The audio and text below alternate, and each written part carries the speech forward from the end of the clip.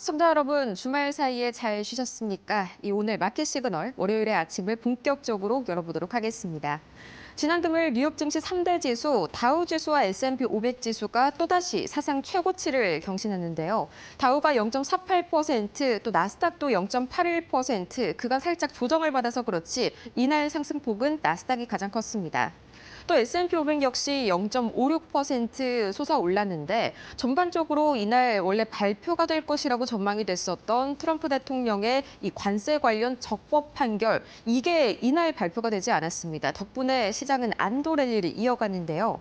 잠시 후에 자세한 이슈들 브리핑 통해서 만나보도록 하겠고요. 저희는 본격적으로 출발하도록 할게요.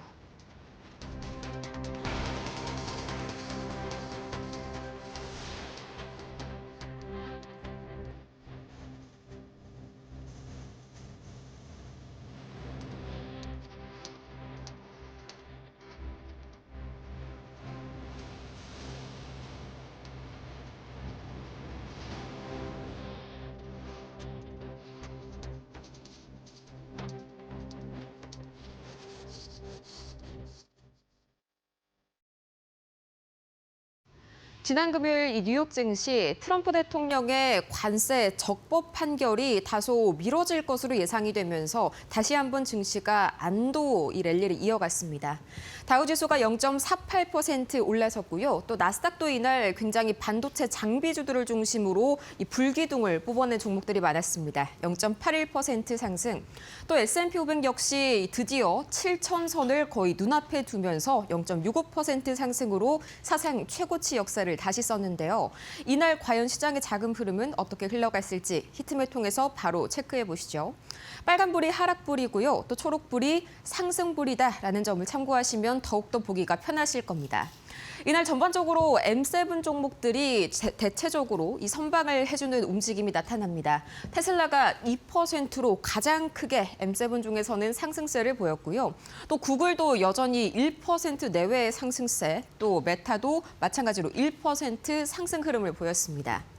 엔비디아가 이 딥시크의 차세대 모델 공개 소식에 경계감이 좀 발생하면서 약간 약보합권에서 마무리가 됐고요.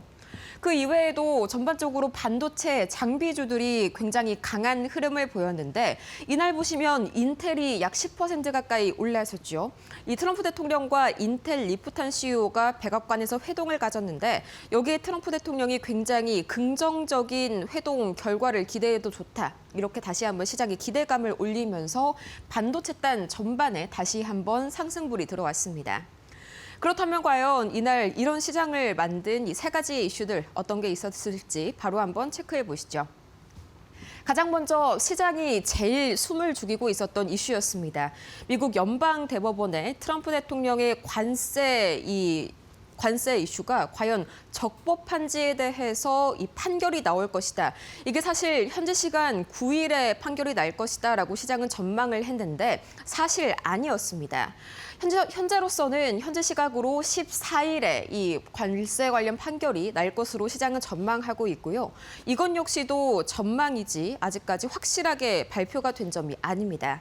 하지만 전반적으로 변동성이 강하게 나올 만한 이슈가 사실상은 현재로서는 연기가 됐다는 소식에 시장은 크게 안도했고요.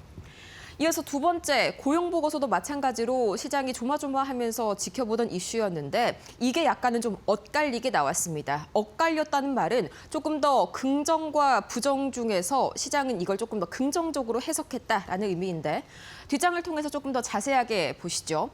크게 고용보고서는 두 가지로 나뉘게 되죠. 첫 번째 부분이 바로 비농업 고용, 한마디로 고용 건수가 얼마나 늘었냐. 두 번째는 말 그대로 실업률, 두 가지의 부문으로 나뉘게 됩니다.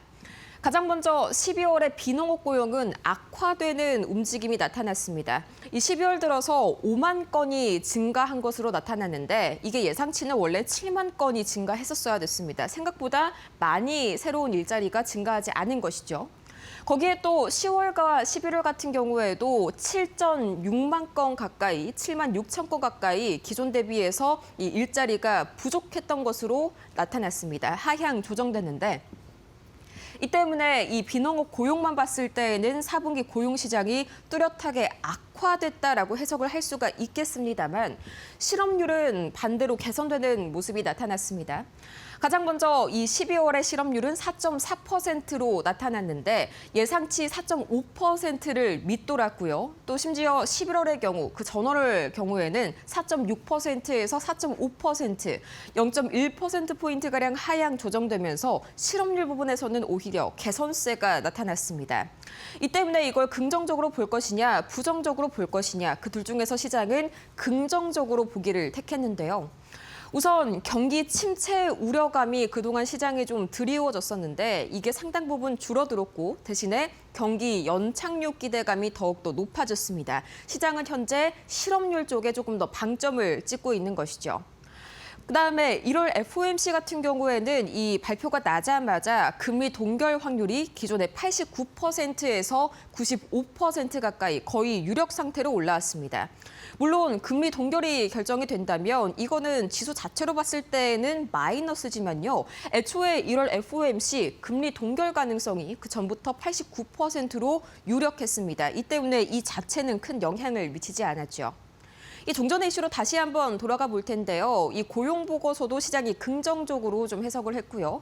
또 다음으로는 유동성 장세에 대한 기대감이 상당히 높아졌습니다. 다음 장 통해서 자세히 보시죠. 이 전일 트럼프 대통령이 기관 투자자들의 단독주택 매입을 금지하겠다 이런 발표를 내놨었는데 여기에 더해서 바로 그 다음 날에 이 트럼프 대통령이 2천억 달러 규모, 우리나라로 따지면 290조 원 가까이 되는 이 대규모 모기지 채권 매입을 지시했습니다. 모기지는 여기서 주택담보대출을 의미하죠. 이 국책 모기지 업체 팬니메이와 프레디맥을 이 주체로 삼아서 이 11월 중간 선거를 앞두고 주택 비용을 조금 더 완화시키고자 한 선택인데 이 효과를 보시자면 모기지 금리 그러니까 주택 담보대출 금리와 월 상환액이 줄어들게 됩니다. 당연히 주거비가 안정될 수밖에 없는 구조이죠. 지금까지 미국의 30년 모기지 금리를 봤었을 때 이쪽 부분이 코로나 당시입니다. 2022년 당시인데 2022년 이후로 가파르게 상승해서 계속해서 6%대를 상회하고 있는 모습이 나타나고 있습니다. 미국의 30년 모기지 금리가요. 이게 만약에 정상적으로 단행이 된다면 현재 6.2% 정도 되는 이 모기지 금리가 6%까지 확 낮아질 수 있다는 기대감. 이것 덕분에 다시 한번 3대 주택 건설업체들이 일제히 올랐습니다. 모기지 금리가 낮아지면서 당연히 이 주택 수요가 증가할 것이라는 기대감도 또 모여졌고요. 전체 시장으로 봤을 때는 이 단행 덕분에 다시 한번 유동성이 시장에 공급될 것이라는 기대감이 이 지수를 끌어올렸습니다. 그럼 이어서 과연 이 특징주들은 어떤 이슈를 몰고 왔을지 차례대로 만나보시죠. 가장 먼저 M7 종목입니다. 이날 가장 크게 올랐었던 이 테슬라 2% 강세를 보였는데요. 이 12월 중국에서의 인도량이 중국에서는 계속해서 판매 호조 소식이 들려오고 있습니다. 이 인도량이 9만 3천 대를 돌파하면서 사상 최고 기록을 세웠습니다. 전년비 대비해서는 13%가량 증가한 것인데 여기에 더해서 이 전기차 시장이 더욱더 확대될 수 있다. 특히나 자율주행차 시장이 확대될 수 있다. 이런 리포트들이 다양하게 나오면서 테슬라 주가의 격포제로 작용이 됐습니다. 이어서 메타도 1%가량 올라섰습니다. 이날 오클로, 또 비스트라, 테라파워 이 세 개사와 데이터 센터 전력 공급 계약을 체결을 했기 때문인데 덕분에 오클로는 이날 8% 급등했고요. 또 비스트라 역시 10%대 상승하는 흐름을 보였습니다. 이어서 구글도 0.96% 상승했는데 이 캔터 피츠제럴드 측에서 구글 제미나이의 시장 점유율이 12개월 만에 6%에서 20%가량 껑충 뛰어 올랐다면서 이 구글에 대한 투자 의견을 중립에서 비중 확대로 상향 조정했고요. 목표가도 310달러에서 370달러 가까이 대폭 상향 조정했습니다. 반대로 이 챗 GPT의 경우에는 85%에서 12개월 만에 시장 점유율이 65% 미만으로 낮아졌다는 점을 함께 꼬집었는데요. 덕분에 구글의 주가는 다시 한번 1% 내외 상승세 보였습니다. 추가적으로 나머지 M7 종목과 또 오늘은 오라클도 함께 가져와 봤는데요. 차례대로 보시죠. 가장 먼저 아마존도 0.43% 이날 올랐습니다. 아마존의 약국 서비스라고 할 수가 있겠습니다. 이 아마존 파머시가 경구용 위고비, 그러니까 먹는 알약 형태의 GLP-1 치료제를 판매하는 것을 시작했다. 이 소식이 나오게 되면서 다시 한번 기대감에 상승했던 아마존이었고요. 또 뿐만 아니라 이날 이 미시간대 소비자 심리 지수가 상당히 개선된 것으로 나타났습니다. 당연히 이 소매 유통 종목인 아마존에게는 호재로 작용할 수밖에 없죠. 이어서 엔비디아는 0.09% 하락했습니다. 이날 브로드컴도 약 3%대 강세 보이고 전반적으로 반도체 단 움직임이 좋았는데 다만 딥시크의 한 가지 소식이 찬물을 끼얹었습니다. 엔비디아의 한때 이 경쟁자로 상당히 부각을 받았었죠. 이 딥시크가 2월 중순 들어서 차세대 V4 모델을 출시하겠다고 밝혔는데 여기에 대해서 이 내부 테스트 결과 챗 GPT보다도 코딩 성능이 상당히 뛰어나다라는 이런 보도가 나오게 되면서 엔비디아는 경계성 매물이 조금 출회가 됐습니다. 이어서 오라클 이날 5% 가까이 크게 상승 흐름이 나왔는데요. 오픈 AI와 소프트뱅크가 이 스타게이트 프로젝트의 일환으로 SB에너지 측에 10억 달러를 투자할 예정이라고 밝힌 점이 상당히 스타게이트 전반 관련주들의 호재로 작용이 됐습니다. 참고로 SB에너지는 소프트뱅크 산하의 데이터 센터 전력 공급 기업인데 이 때문에 스타게이트 관련주들 다시 한번 좋은 흐름 보였다는 점 참고해 보시기 바랍니다. 이어서 세 가지의 특징주들 추가로 알아보도록 할 텐데요. 이날 전반적으로 반도체 장비주들 상당히 분위기가 좋았죠. 가장 먼저 인텔이었습니다. 10% 가까이 껑충 뛰어 올랐는데 작년 8월이었죠. 이 인텔 같은 경우에는 미국 정부 측에서 10%의 지분을 보유를 했고요. 이 때문에 미국 정부가 현재 가장 큰 최대주주로 올라서 있는 상황이죠. 이런 상황 속에서 트럼프 대통령이 이날 백악관에서 리프탄 인텔 CEO와 회동을 가지고 이 회동이 굉장히 성공적이었다고 긍정적인 평가를 내놨습니다. 덕분에 인텔에 추가적인 호재가 있을 수 있다는 기대감에 다시 한번 올라선 인텔이고요. 이 인텔발 온기가 전반적으로 반도체에 퍼졌습니다. 특히나 마이크론 테크놀로지는 이날 5% 가까이 올라섰는데 이 11월 반도체 전 세계 판매량이 사상 최고치를 기록했다는 이 반도체 협회 이런 보고서가 다시 한번 플러스 요인으로 작용이 됐고요. 이어서 램 리서치도 8% 이상 올랐습니다. 이 골드만삭스가 올해 유망 분야로 웨이퍼 제조 장비가 될 것이다 라면서 램 리서치가 대표적인 웨이퍼 제조 장비 기업이죠. 크게 다시 한번 목표가를 160달러에서 180달러로 상향 조정했습니다. 추가적으로 이 매크로 관련 지표들은 어떤 움직임을 보였을지 한번 확인해 보도록 하겠습니다. 가장 먼저 국제유가입니다. 국제유가는 계속해서 배럴당 50달러서 후반선에서 움직이고 있습니다. 약 2%가량 올라섰는데 미군이 이 카리브해에서 주말 사이에 유조선 올리나호를 납포했다는 소식이 다시 한번 단기 공급망 우려를 촉발시키면서 유가가 오르게 됐고요. 이어서 원달러 환율은 다시 한번 7원 가까이 올라섭니다. 강달러가 진행이 됐기 때문인데 생각보다 미국의 매크로 지표들이 이날 괜찮게 나왔습니다. 고용보고서도 긍정적으로 해석이 됐고요. 또 이어서 미시간대 소비자 심리지수도 마찬가지로 긍정적으로 나왔습니다. 이 때문에 환율 상승 압력이 상당히 커지면서 이번 주에 또 이제 이 금통위가 동결을 상당히 유력하게 고려하고 있는 것으로 현재 시장은 보고 있습니다. 추가적으로 비트코인 가격은 0.01% 하락했는데 아직까지는 9만 달러 선 견조하게 지켜내고 있습니다. 다만 1월 FOMC에서 금리 동결 가능성이 거의 95%로 기정 유력화됐었죠. 이 때문에 비트코인은 약세 압력을 받고 있고요. 금 가격은 0.9% 다시 한번 오르면서 온스당 4,500달러 선 유지하고 있습니다. 러시아가 또 주말 사이에 우크라이나 서부를 극초음속 미사일을 발사하면서 위협한 사실이 보도되면서 다시 한번 지정학적인 이런 긴장감이 올라가고 있습니다. 이 때문에 안전자산 선호 심리가 높아졌기 때문이고요. 미국채 장기물과 단기물은 엇갈렸는데 대표적으로 장기물의 경우에는 트럼프 대통령이 모기지 채권을 매입한다는 소식에 약세를 보였지만 미국채 2년물은 좀 전에 말씀드렸던 바와 같이 1월 FOMC에서의 금리 동결 가능성이 보다 유력해지면서 다시 한번 큰 폭으로 상승하는 움직임이 나타났습니다. 그렇다면 과연 이 고용 보고서를 엇갈리게 발표가 됐었던 이 미 노동부 과연 이 결과를 어떻게 현지에서는 해석하고 있을지 바로 이 김상윤 이데일리 뉴욕 특파원 만나보도록 하겠습니다. 안녕하세요. 네, 김상윤 이데일리 뉴욕 특파원입니다. 네, 시장이 이날 가장 크게 좀 집중을 했었던 이슈가 바로 고용 보고서였는데 이게 좀 엇갈리게 나왔습니다. 비농업 고용은 악화, 실업률은 개선이 된 것으로 나왔는데 시장은 그래도 좀 이걸 긍정적으로 받아들이고 있네요. 왜 금리 인하 가능성은 낮아졌는데 지수에는 플러스가 됐을까요? 네, 말씀 주신 것처럼 지난주 고용지표 이후 연준의 1월 금리 인하 가능성은 사실상 사라졌지만 주식시장은 오히려 위험 신호가 더 강해지는 모습입니다. 그 핵심 배경은 미국 경제가 둔화는 하고 있지만 침체로 가고 있다는 신호는 아니라는 인식이 확산됐기 때문입니다.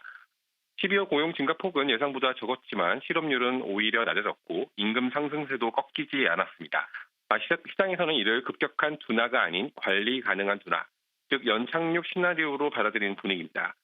특히 이번 고용지표는 연방정부 셧다운 영향에서 벗어난 첫 정상 데이터라는 점에서 미국 고용시장의 기준선이 다시 확인됐다는 평가가 나옵니다. 이런 상황에서는 금리 인하 시점이 조금 늦춰지더라도 주식시장에는 치명적 부담이 되지 않는다는 인식이 강합니다. 연준이 급하게 움직일 필요가 없는 만큼 경제가 버티고 있다는 해석이 오히려 긍정적으로 작용한 것입니다. 여기에 새들어 시장 내부의 자금 흐름 변화도 중요합니다. 그간 대형 기술주에 집중됐던 자금이 중소형주, 경기 민감 업종, 그리고 일부 투기성 자산으로 빠르게 이동하면서 위험 선호가 시장 전반으로 확산되고 있습니다. 실제로 러셀 2000 같은 중소형주 지수의 상승폭이 대형주보다 훨씬 크고 있는 상황입니다. 또 정책 측면에서도 트럼프 대통령의 주택시장 부양 신호 그리고 관세 관련 불확실성이 당장 현실화되지 않았다는 점이 투자 심리를 지지하고 있습니다. 결국 시장은 금리 인하가 늦어지는 아직때보다 경기가 무너지지 않는다는 안도감이 더 크게 반응하고 있고 그 결과 S&P 500이 시장 최고치를 다시 경신하는 등 리스크온 장세가 이어지고 있다고 볼 수 있습니다. 네, 말씀 주신 대로 올해 들어서 상당히 순환매 장세가 더 활발하게 반복이 되고 있는데 여기에 이제 원자재 슈퍼사이클이 도래할 수 있다는 분석까지 강해지고 있죠. 거기에 대한 이유가 궁금하네요. 네, 실제로 금융시장에서는 올해를 기점으로 원자재 중심의 이른바 슈퍼사이클이 다시 나타날 수 있다는 신호가 점점 뚜렷해지고 있습니다. 연초 이후 주식시장 흐름을 보면 기술주보다는 에너지와 소재주가 상대적으로 강한 모습을 보이고 있고 금과 은과 같은 기금속도 지난해 큰 폭으로 오른 데 이어 올해 들어서도 상승세를 이어가고 있습니다. 이 같은 흐름의 배경에는 몇 가지 구조적 요인이 겹쳐 있습니다. 우선 미국의 베네수엘라 군사 개입을 계기로 지정학적 긴장이 다시 고조되면서 원유와 기름속이 전통적인 안전 자산이자 인플레이션 해지 수단으로 재부각되고 있습니다. 여기에 인공지능 확산과 데이터 센터 증설이 본격화되면서 구리 같은 산업용 금속 수요가 빠르게 늘고 있다는 점도 중요한 변수로 꼽힙니다. 또 하나 주목되는 부분은 재정 적자 확대와 국가 부채 증가에 따른 달러 가치 훼손 우려입니다. 이런 환경에서는 현금이나 금융자산보다 실물자산의 상대적인 매력이 커질 수밖에 없다는 분석이 나옵니다. 실제로 일부 투자자들은 주식과 함께 원자재를 포트폴리오의 핵심 축으로 다시 편입하는 움직임을 보이고 있습니다. 전문가들은 현재 상황이 2000년대 초반 글로벌 성장과 맞물려 나타났던 원자재 슈퍼사이클 초기 국면과 닮은 점이 많다고 평가를 하고 있습니다.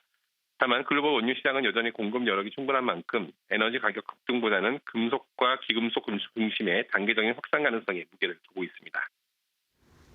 이어서 오늘 월요일이니까요. 한번 이번 주에 있을 주요 경제지표 발표들을 톱어볼까요? 가장 먼저 CPI, 소비자 물가지수, 물가지표가 발표가 될 예정이고 또 소매 판매도 나올 예정인데 일단은 가장 먼저 물가가 좀 반등하면 이게 또 금리 인하에 상당히 위태로운 신호지 않습니까? 여기에 대해서 현재 월가는 어떻게 보고 있을까요? 네, 이번 주 나오는 물가와 소매 판매 지표는 시장에 서로 다른 신호를 동시에 던질 가능성이 크다고 보고 있습니다.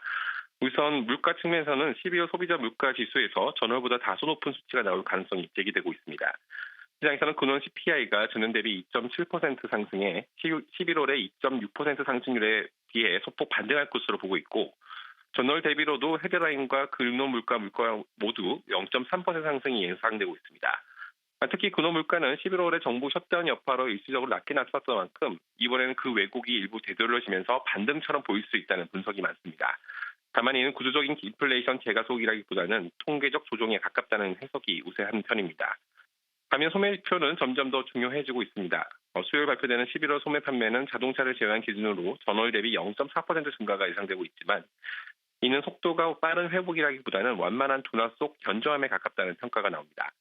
고금리 환경이 길어지면서 가계의 소비 여력이 점점 줄어들고 있다는 신호도 곳곳에 포착되고 있죠. 시장에서는 물가가 다시 들썩이면서도 소비는 서서히 식어가는 이른바 혼합 신호 가능성을 경계하고 있습니다. 이런 조합은 연준 입장에서는 금리를 쉽게 내리기도 그렇다고 다시 올리기도 어려운 환경을 만들 수 있기 때문입니다. 결국 이번 주 지표는 연준이 왜 당분간 관망 기조를 유지할 수밖에 없는지를 다시 확인하는 계기가 될 가능성이 크다는 평가가 주를 이루고 있습니다. 네, 요즘 들어서 비단 고용뿐만 아니라요. 이렇게 물가와 소매 판매 역시나 좀 엇갈린 신호를 보내고 있는 게 참 연준 입장에서는 금리 인하 셈법을 하기에 복잡해졌다 이런 생각이 드네요. 당분간 좀 관망 이런 기간이 더 길어질 것으로 보입니다. 지금까지 이 뉴욕 증시 현장 상황 김상윤 이데일리 뉴욕 특파원과 함께 자세하게 알아봤습니다. 좋은 말씀 고맙습니다. 네, 감사합니다. 지금까지 지난주 금요일 뉴욕 증시 마감 상황 봤습니다.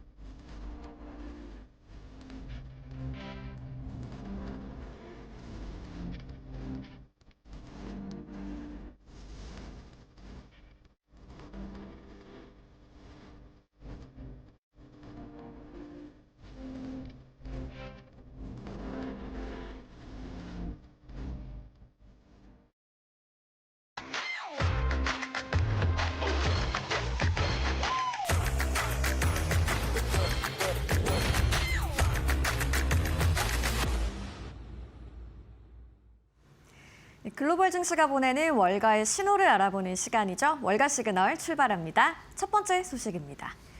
미국의 12월 고용 증가 폭이 크게 둔화됐습니다. 현지 시간 9일 미국 노동통계국은 12월 비농업 일자리가 5만 명 증가했다고 발표했습니다. 이는 시장 예상치인 7만 명을 크게 밑도는 수치인데요. 수년간 이어진 강한 성장 이후 노동시장이 본격적인 냉각 국면에 접어들고 있다는 신호가 다시 확인됐습니다. 이번 고용지표는 기록적인 연방정부 셧다운 여파로 수개월 만에 공개된 가장 완전한 노동시장 지표로 평가됩니다. 11월 고용 증가폭은 기존 6만 4천 명에서 5만 6천 명으로 하향 조정됐습니다. 한편 실업률은 11월 4.6%에서 4.4%로 하락했는데요. 실업률이 예상보다 낮게 나온 점이 반영되면서 미 국채 단기 금리는 소폭 상승해 3.52%를 기록했습니다. 다만 시장은 실업률 하락보다 고용 증가 둔화에 초점을 맞추는 모습입니다. 연방정부 인력 감축과 민간 부문 채용 둔화가 겹치면서 노동시장이 구조적으로 약해지고 있다는 평가가 나옵니다. 트럼프 대통령이 베네수엘라 석유 수익에 대한 법원 압류를 차단하는 행정명령에 서명했습니다. 이는 미 재무부 계좌에 예치된 베네수엘라 석유 판매 수익을 채권자나 법원이 건드리지 못하도록 한 조치인데요. 백악관은 해당 자금이 베네수엘라의 평화, 번영, 안정을 위해 사용돼야 한다고 밝혔습니다. 한편 그동안 베네수엘라를 상대로 소송을 제기해온 에너지 기업들의 압류 시도도 차단됩니다. 엑소모빌과 코노코필립스는 국유화 이후 수십억 달러의 채권을 보유하고 있는데요. 코노코필립스는 비주권 채권 최대 보유자로 손실 규모는 약 120억 달러로 알려졌습니다. 트럼프는 과거 손실은 보지 않겠다며 사실상 채권 회수 기대에 선을 그었습니다. 행정명령은 해당 자금을 베네수엘라의 주권 자산으로 규정해 사적 청구 대상에서 제외했습니다. 미국과 베네수엘라 임시지도부가 합의할 경우 최대 5천만 배럴의 원유 공급도 가능하다고 밝혔습니다. 한편 트럼프 대통령은 워싱턴에서 열린 주요 석유사 경영진과의 회동에서 셰브론 등과 만나 베네수엘라 석유 산업에 1,000억 달러 투자를 독려한 것으로 전해졌습니다. 일론 머스크가 소셜미디어 X의 추천 알고리즘을 전면 공개하겠다고 밝혔습니다. 머스크는 7일 안에 게시물과 광고 노출을 결정하는 핵심 코드를 오픈소스로 공개하겠다고 말했습니다. 이후에도 4주마다 업데이트와 개발자 노트를 함께 공개한다는 계획인데요. 머스크는 공개 배경을 밝히진 않았지만 X는 그동안 콘텐츠 노출 문제로 규제 당국과 여러 차례 충돌해왔습니다. 이용자들 사이에서는 팔로우 계정 게시물이 덜 보인다는 불만이 이어졌고 머스크는 지난해 For You 알고리즘에서 중대한 버그를 발견했다고 인정한 바 있습니다. X는 추천 시스템의 인공지능 활용을 빠르게 늘리고 있으며 머스크의 AI 챗봇인 그록이 추천 알고리즘의 핵심 역할을 맡고 있습니다. 머스크는 추천 엔진을 순수 AI 기반으로 전환하겠다고 여러 차례 언급해왔는데요. 다만 과거에도 알고리즘 공개를 약속했지만 이행은 제한적이었다는 평가가 나옵니다. 한편 최근 AI 이미지 생성 기능이 선정성 논란에 휘말리며 각국 규제 압박도 커졌습니다. 유럽과 영국, 인도네시아 등에서 X와 AI 기능 전반에 대한 감시가 강화되고 있습니다. 트럼프 대통령의 칭찬 한마디에 인텔의 주가가 폭등했습니다.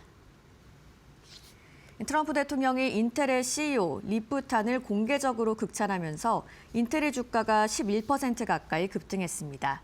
9일 뉴욕 증시에서 인텔은 10.8% 오른 45.55달러에 마감했고 이 여파로 반도체 전반이 강세를 보이면서 필라델피아 반도체 지수는 2.73% 올랐습니다.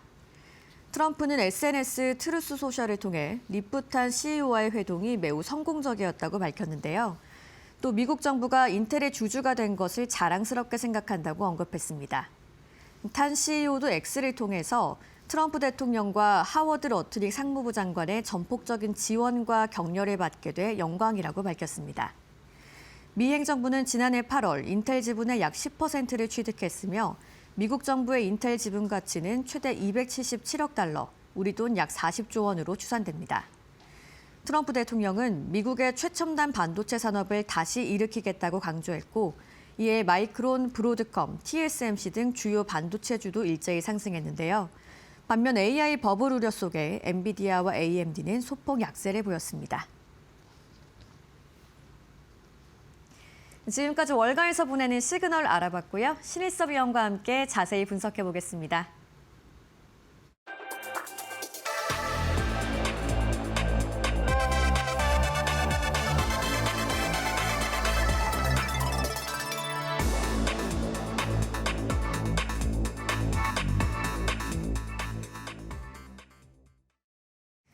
네, 2025년 12월까지 일자리 지표가 마무리됐습니다. 좀 여러 가지 살펴볼 것들이 있는데 먼저 좀 얘기를 해볼 거는 비농업 부문 고용자 수의 전월 대비 순 증감을 살펴봤을 때 2025년 중반 이후에 마이너스 구간 출현이 잦았다는 점을 좀 얘기 나눠보면 좋을 것 같아요.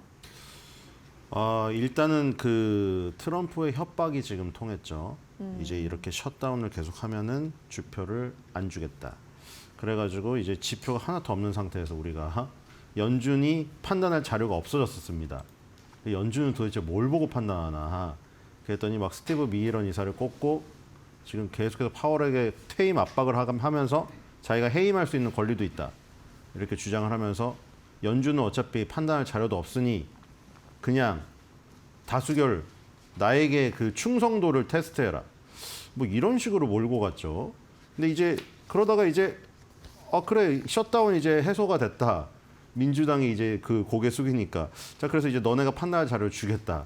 이러면서 이제 드디어 나오기 시작하죠. 그래가지고 그때 그 이 연준도 곤란했겠지만 우리 투자자분들도 아니 그 매주 나오던 혹은 뭐 매달 나오던 그 지표 어디 갔느냐. 그랬더니 이제 언론에서도 자료가 없으니까 무슨 민간의 이상한 처음 들어보는 그 기관의 지표까지 다 끌어와가지고 이제 막 나오는 그런 결과가 있었거든요. 근데 이제 특히나 이게 이 노동 지표는 너무 중요하기 때문에 나와야 되는데 고용노동부가 정부가 셧다운을 하면은 일을 못 합니다. 그래서 고용노동부가 일을 못한 거죠. 그래서 10월 달에 이 지금 그 결국에 풀리면서 이제 나오게 됐잖아요.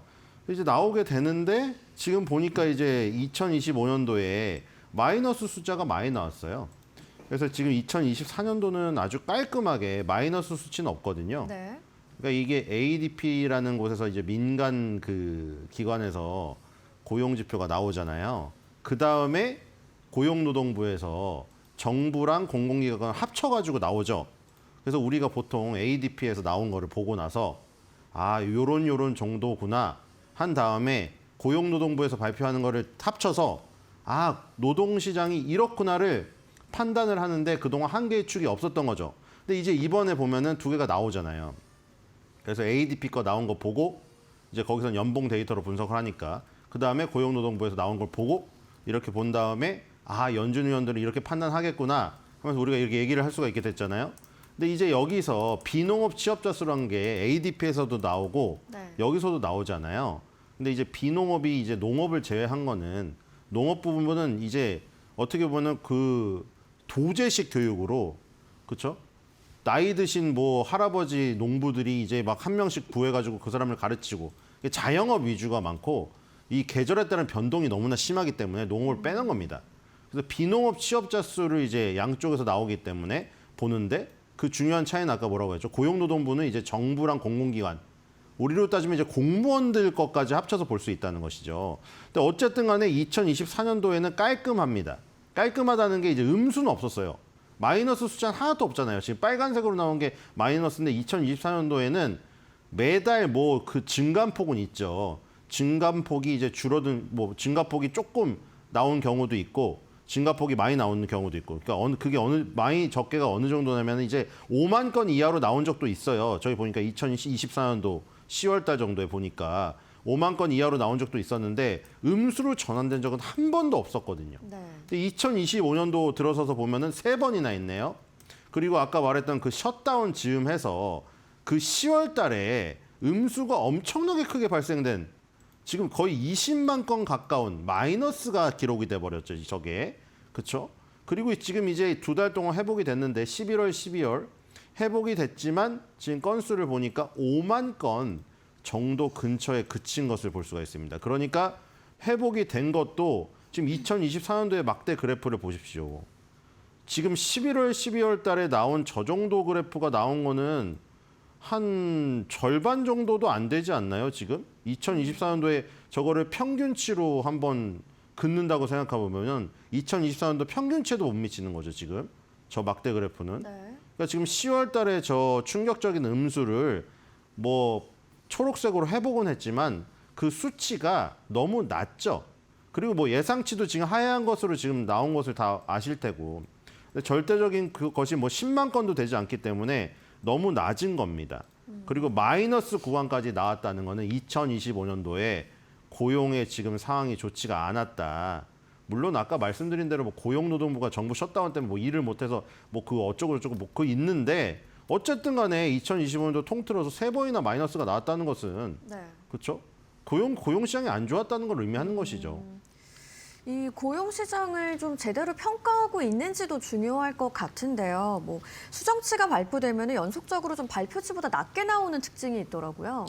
그러니까 지금 2025년도에 마이너스 음수도 3번 나왔고 그다음에 이제 나중에 조정하거든요. 조정. 네. 처음에 발표한 거를 그러니까 이번에도 보면은 12월 발표 나온 거 보면 헤드라인에 뉴스에 12월 달께 발표가 되고 그러니까 이번 지금 2026년도 1월이잖아요. 네. 2025년도 12월께 발표가 되고 2025년도 11월, 10월 거를 조정해 주는 게 나와요. 그렇죠? 그게 뭐 그때 약간의 뭐 오류라던가 어떤 계절 특성이라던가 이런 걸 조정해 준 최종치가 나온단 말이에요. 근데 최종치가 12월 달 12달 동안 계속 흔들렸습니다. 2025년도에는. 네. 그것도 흔들린 게 위로 흔들린 것도 흔들릴 수 있잖아요. 위로 흔들린 적은 한 번도 없었고 항상 조정이 다 하향 조정됐어요. 무슨 뜻인지 아시겠죠? 지금 파란색이랑 그 브라운 색깔이 있잖아요. 네. 파란색이랑 브라운 색깔 중에 이 파란색이 처음에 나왔던 거고 브라운이 조정된 거예요. 근데 보면 조정이 항상 낮죠. 항상. 네. 항상 낮고 저 빨간색으로 표시된 거는 얼마나 조정됐는가의 폭이에요. 근데 지금 1월 달부터 12월 달까지 한 번도 안 빠지고 빨간색으로 무조건 나왔습니다. 그러니까 무조건 하향 조정됐다는 거죠. 나중에 무조건 하향이 조정이 됐다는 거예요. 그러니까 이건 뭐냐면 처음에 뻥튀기로 발표를 했던가 트럼프 행정부가 그달에 뭐 어떤 경제 지표를 좋게 발표해가지고 주시장에 좋은 영향을 주려고 일부러 발표를 했던가 이른바 마사지라고 하죠. 아까 전에 정부랑 정부 부처랑 이 공공기관께 합쳐졌다고 했잖아요. 네. 거기를 막 일시적으로 막 늘릴 수 있잖아요. 갑자기 발표를. 그래놓고 나중에 보니까 안 됐던 거죠. 뭐 그랬을 수도 있고 실제적으로 고용시장의 질이 떨어졌을 수도 있고. 그러니까 지금 아까 첫 번째 지표는 고용시장의 질이 떨어졌다는 것을 의미하고 음수가 많이 나왔기 때문에 이거는 뭘 의미하냐면 경제지표 발표에 대한 신뢰성이 1년 내내 흔들렸다는 걸 의미합니다. 그러니까 그 두 개를 합쳐보면 되겠죠. 네. 고용시장의 질도 안 좋아졌지만 고용시장의 질을 평가하는 지표를 발표하는 기관의 신뢰도도 그 질도 떨어졌다는 거죠. 네.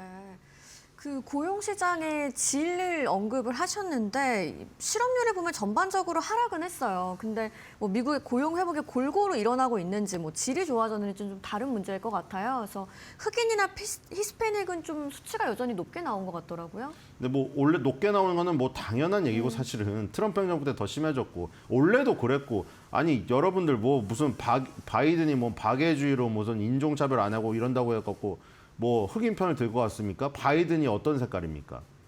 색깔에 그러면 바이든이 백인 아닙니까? 그리고 미국이 백인 우월주의인데 플로이드 사건 같은 것도 터지잖아요. 흑인 뭐 백인 경찰이 막 흑인 눌러가지고 죽이고 그런 것이 있는데 어떻게 흑인 히스패닉이 백인을 이기겠습니까? 그거는 당연한데 네. 전체적으로 다 떨어지긴 떨어졌어요. 그래서 지금 이 고용지표 나올 때 ADP든 이 고용노동부에서 나오는 발표든 두 가지 지표가 가장 중요한 거잖아요.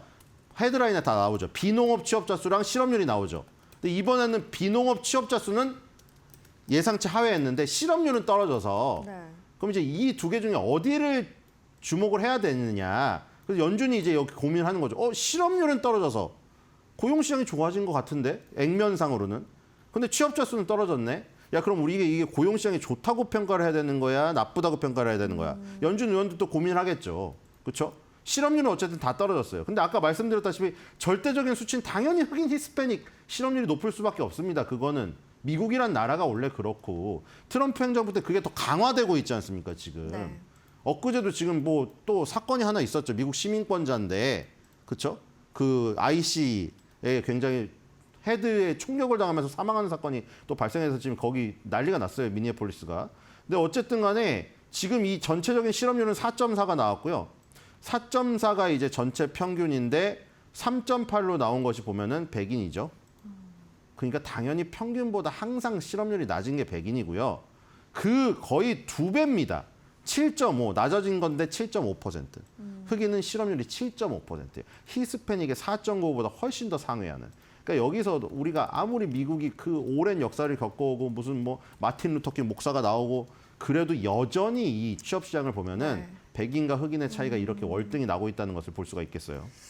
네, 저희가 또 실업률만 보면은 안 될 것 같고 또 여러 가지 참고를 해봐야 될 것 같은데 그 중에서 뭐 노동시장 참가율이라든지 평균 시급 같은 거는 좀 우리가 어떻게 해석을 해볼 수 있을까요? 네, 그래가지고 이제 연준 의원 우리가 연준 의원들이 빙의해서 네. 연준 의원들이 그쵸 대단하시죠. 당연히 뭐 연준 의원들 아무나 뽑겠습니까? 근데 우리도 그쵸 여러분들도 요즘에 다 AI로 무장하시고. 아니 그 똑똑하시잖아요. 주식시장에서 수익 좋게 나오고 계시고. 그러니까 아니 우리도 당연히 이렇게 빙의를 해가지고 한번 빙의해서 판단해보는 거는 뭐 연준에서 우리한테 임기를 주지 않더라도 다 자유잖아요. 네. 그리고 그렇게 생각해보는 게 되게 도움이 되잖아요. 여러분도 연준 의원이라고 생각을 하세요. 이번 1월달에 금리 결정에 참가를 하신다. 그럼 이제 이런 여러 가지 이 지표를 똑같이 봅니다. 연준 의원들도. 그럼 여러분들은 어떻게 판단하실지. 폴리마켓에서 베팅만 보시지 마시고. 그럼 아까 전에 얘기한 대로. 두 가지가 다르게 나왔잖아요, 지금. 네. 비농업 취업자 수는 예상치 하회로 나와서 안 좋게 나왔고, 그 다음에 아까 전에 이번 달만, 12월 달만 그런 게 아니라 2025년도 12월 내내 그랬잖아요. 그쵸? 내내 별로 좋지가 않았죠. 그리고 이제 실업률은 또 떨어졌단 말이죠. 그래서 고용시장이 좋냐 안 좋냐를 그럼 두 개가 나뉘었는데 어떻게 판단할까? 그럼 이제 조금 요소를 하나씩 첨가를 하면서 좀 우리가 생각을 더 붙여봐야겠죠. 깊게 해봐야겠죠. 그중에 이제 좀 판단해 볼 만한 게 노동시장 참가율. 그러니까 이건 뭐냐면 노동시장에 일단 참가를 해서 그 안에서 일자리를 못 구한 사람이 실업률이에요. 못 구한 비율이. 근데 예를 들어 가지고 노동시장에 아예 참가를 안 해버려요. 그러니까 아예 삶을 버려버려요. 아예 나는 이 세상에 쓸모가 없는 사람이고 잉여 인간이야. 나는 평생 이제 일을 안 해버려. 난 어떻게든 뭐 빌어먹고 살든 뭐 그냥 방바닥 긁고 사든 나는 내가 일할 생각이 없고 나는 평생 그냥 집에서 그냥 백수하겠다. 이래버리면 그 사람은 실업률의 그 지표에 안 들어갑니다. 아예 노동시장을 포기해버린 사람이거든요. 그래서 지금 보면은 노동시장 참가율이 고점이 낮아지고 있어요. 고점, 저점이. 네. 지금 62.4인데 지금 보면은 2023년도부터 고점이 계속 낮아지고 있죠. 그렇죠? 고점, 저점이 낮아지면서 약간 붕괴되는 모습을 보이고 있잖아요. 이건 안 좋은 시그널이거든요. 노동시장에 아예 참가를 안 하고 노동시장을 버려버린 사람들이 많다는 거예요. 그러면 실업률이 올라가도 문제인 게 노동시장에 참가하는 사람들 전체 수치가 줄어들어서 그 안에서 실업률이 올라간 것은 노동시장 참가율이 줄어든 게 훨씬 더 우선인 거죠. 아예 버려버렸으니까 거기서 실업률이 좋아져 봐야 전체 참가자가 줄어버린 거죠. 네. 그런 걸로 보시면은 실업률이 올라갔어도 저 부분이 좋지 않을 수가 있겠고, 그다음에 시간당 임금 상승률 이거는 지금 상승을 했습니다. 시간당 임금 상승률은 상승을 해야 물가 상승률에 따라 상승을 해야 질이 좋아지는 거예요. 일단은 밑바닥을 찍고 상승을 했는데 평균 시간당 임금 상승률도 지금 2022년부터 쭉 내려가고 있어요, 사실. 이렇게 되면은 시급이라고 하면 되겠죠. 시급이 별로 비싸지 않은 일자리들이 많이 양산돼서 네. 실업률이 떨어졌다. 그러니까 실업률이 단순히 떨어진 것만 보다가 이 두 개를 합치니까 그렇게 실업률이 떨어진 게 별로 좋지만은 않은 것을 볼 수가 있겠죠. 노동시장 참가율이 떨어지고 평균 시간당 임금 상승률이 떨어지고 있는 가운데 실업률이 단기적으로 떨어진 게 뭐 크게 그렇게 뭐 실업률이 확 떨어져서 정말 이 양질의 일자리가 나온 것인가? 이런 것에 대한 의문을 가질 수가 있는 지표입니다.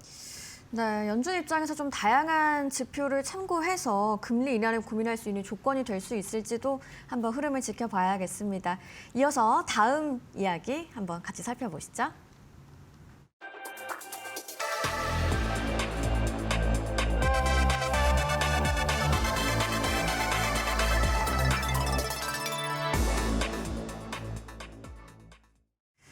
트럼프 대통령이 석유 기업들을 백악관으로 불러서 이 베네수엘라 석유 산업에 대한 투자를 독려한 일이 있었습니다. 근데 뭐 이게 거의 협박에 가까운 발언이었다라는 이야기까지 나오고 있어요. 어떻게 보세요? 네, 원래 이제 트럼프를 많이 보셨기 때문에 이제 아시겠죠. 무슨 이벤트가 있을 때마다 일단 그 자리에 다 초청을 해요. 그 다음에 엄청 맛있는 것을 먹여요. 네. 그리고 그 아름다운 곳에서 이제 막 뭔가 이 자리에 참석을 받았다는 것 자체만으로도 영광으로 여기라는 약간 그런 분위기를 조성한 다음에 그 다음에 자기가 할 말을 합니다. 앞에 머리에 대놓고 이번에도 또 똑같은 일이 또 발생됐죠. 이게 한두 번이 아니기 때문에 뭐 그래도 저런 거를 막 생중계하고 이런 거는 참 저는 좋아 보여요. 국무회의를 막 3시간 반짜리를 생중계를 해버리지 않습니까? 되게 투명하다고 생각하는데 그 부분은 어쨌든 간에 지금 베네수엘라 석유 그 부분 때문에 부른 거죠. 네. 그래서 불러가지고 뭐 협박이라는 얘기가 왜 나왔냐면은 한 20여 개 기업을 불러놓고 뭐 이 자리에서 만약에 베네수엘라 석유 요 생산 산업에 그 참여하겠다고 의사를 안 밝히면 네. 뭐 상관없다. 너네 그 뒤에 리스트가 25개 기업이 또 있다. 그 20개 기업이 다 반대하면 25개 기업 새로 부르겠다. 뭐 이런 식으로 얘기를 했다는 거예요. 그러니까 뭐 안 하려면 하지 마라. 많다 후보가 뭐 이런 식으로 얘기를 해버렸다고 합니다. 뭐 엄포를 놨다고 볼 수 있겠네요. 네. 근데 여기에 대해서 이제 엑소모빌의 CEO죠 데런 우즈가 베네수엘라는 투자할 곳이 못 된다라면서 거절하는 입장을 밝혔다고 하는데 뭐 현재 상황이 좀 어떻다고 볼 수 있을까요? 네, 엑슨모빌이 그 세계 최고의 석유 회사고 엑슨모빌, 쉐브론 두 개가 투톱이잖아요. 근데 왜 엑슨모빌 CEO가 그렇게 얘기를 했을까? 그거는 배경이 있습니다. 자, 베네수엘라 보겠습니다. 제가 며칠 전에 정확히 일장 기억이 안 나요. 그때 제가 오리노코 광 얘기했었거든요. 기억나시나요? 네네. 오리노코 광이라고 있는데 거기에서 유전이 대부분 생산되고 있다고.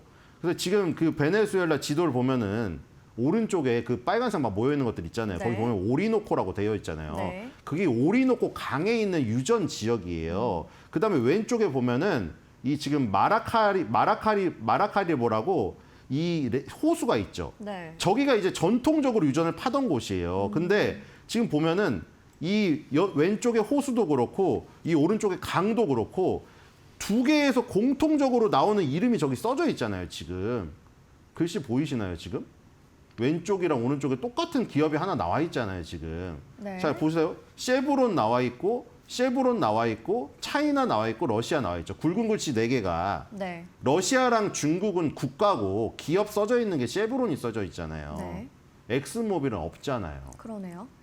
그러니까 지금 이거 뭐냐면은 지금 그 국영 회사 이 지금 베네수엘라 국영 석유 회사에서 지금 나머지 쉐브론을 빼고 나머지들은 그냥 예전에 했던 그 파트너십만 유지된 상태고 실제로 유전에 참여해가지고 지금 파내고 있는 회사는 쉐브론밖에 없어요. 그리고 그 비중을 보시겠어요, 지금?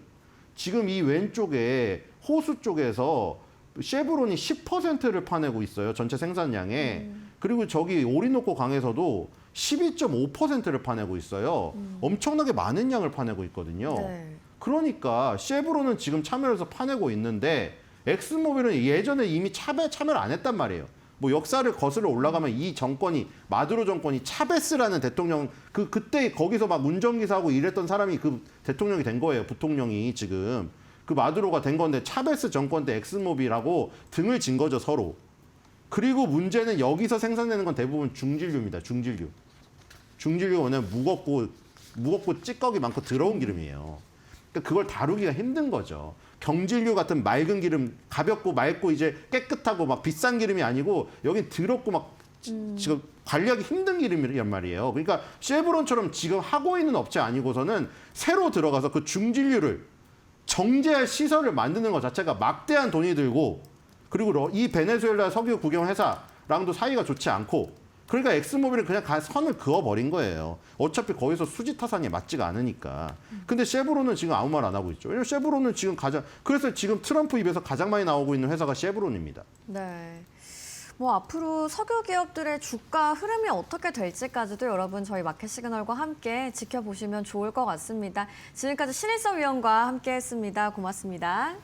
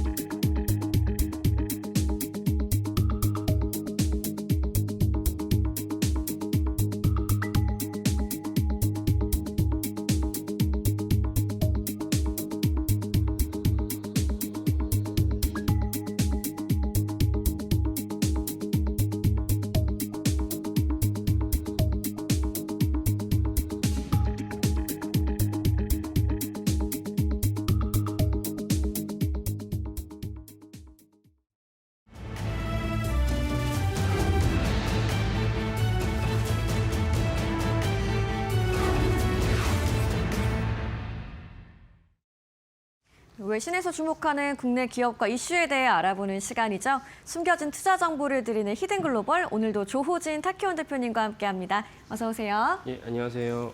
네, 그럼 오늘의 첫 번째 기사부터 어떤 내용인지 한번 살펴보시죠. 먼저 살펴볼 이야기는 캐나다의 유력지인 더 글로브 앤 메일의 기사입니다. 캐나다가 잠수함 입찰 참여 조건에 자동차 산업 투자 조건을 제시했다는 이야기인데요.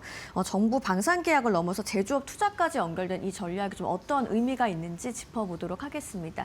이제 본격적인 얘기를 나누기에 앞서서 지난주 조선주의 흐름을 좀 살펴볼 필요가 있겠는데요. 예. 빅3가 모두 올랐는데 상승폭에는 굉장히 뚜렷한 차이가 있었네요. 예, 그렇습니다. 그래서 지난주 금요일 날 종가 기준으로 벌써 이제 한 해 한 열흘 정도 지났는데 종가 기준으로 YTD 기준으로 이제 하나오션의 그 YTD가 15.56%, 약 16%이고 HD 현대중공업이 14% 정도, 그리고 삼성중공업이 10% 정도의 수익률을 거뒀습니다. 그러니까 3사 중에서는 하나오션이 좀 상대적으로 수익률이 좋고 상대적으로 이제 삼성중공업의 수익률이 뭐 10% 오르긴 했지만 그래도 다른 회사보다는 빅3 중에서 상대적으로 처졌다라는 것을 알 수가 있습니다.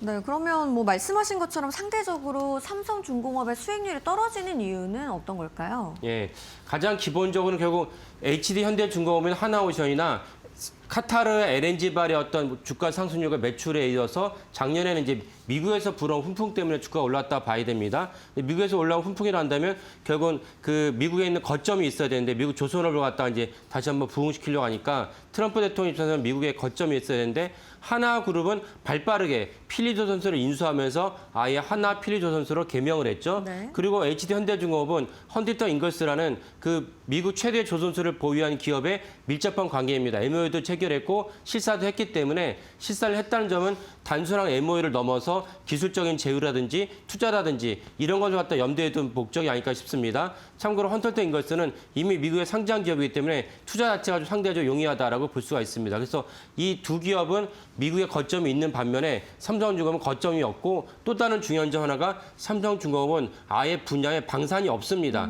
이 때문에 사실 삼성중공업이 아까 처음 말씀드린 다른 두 기업에 비해서 YTD가 떨어지지 않나라는 분석이 나오고 있습니다.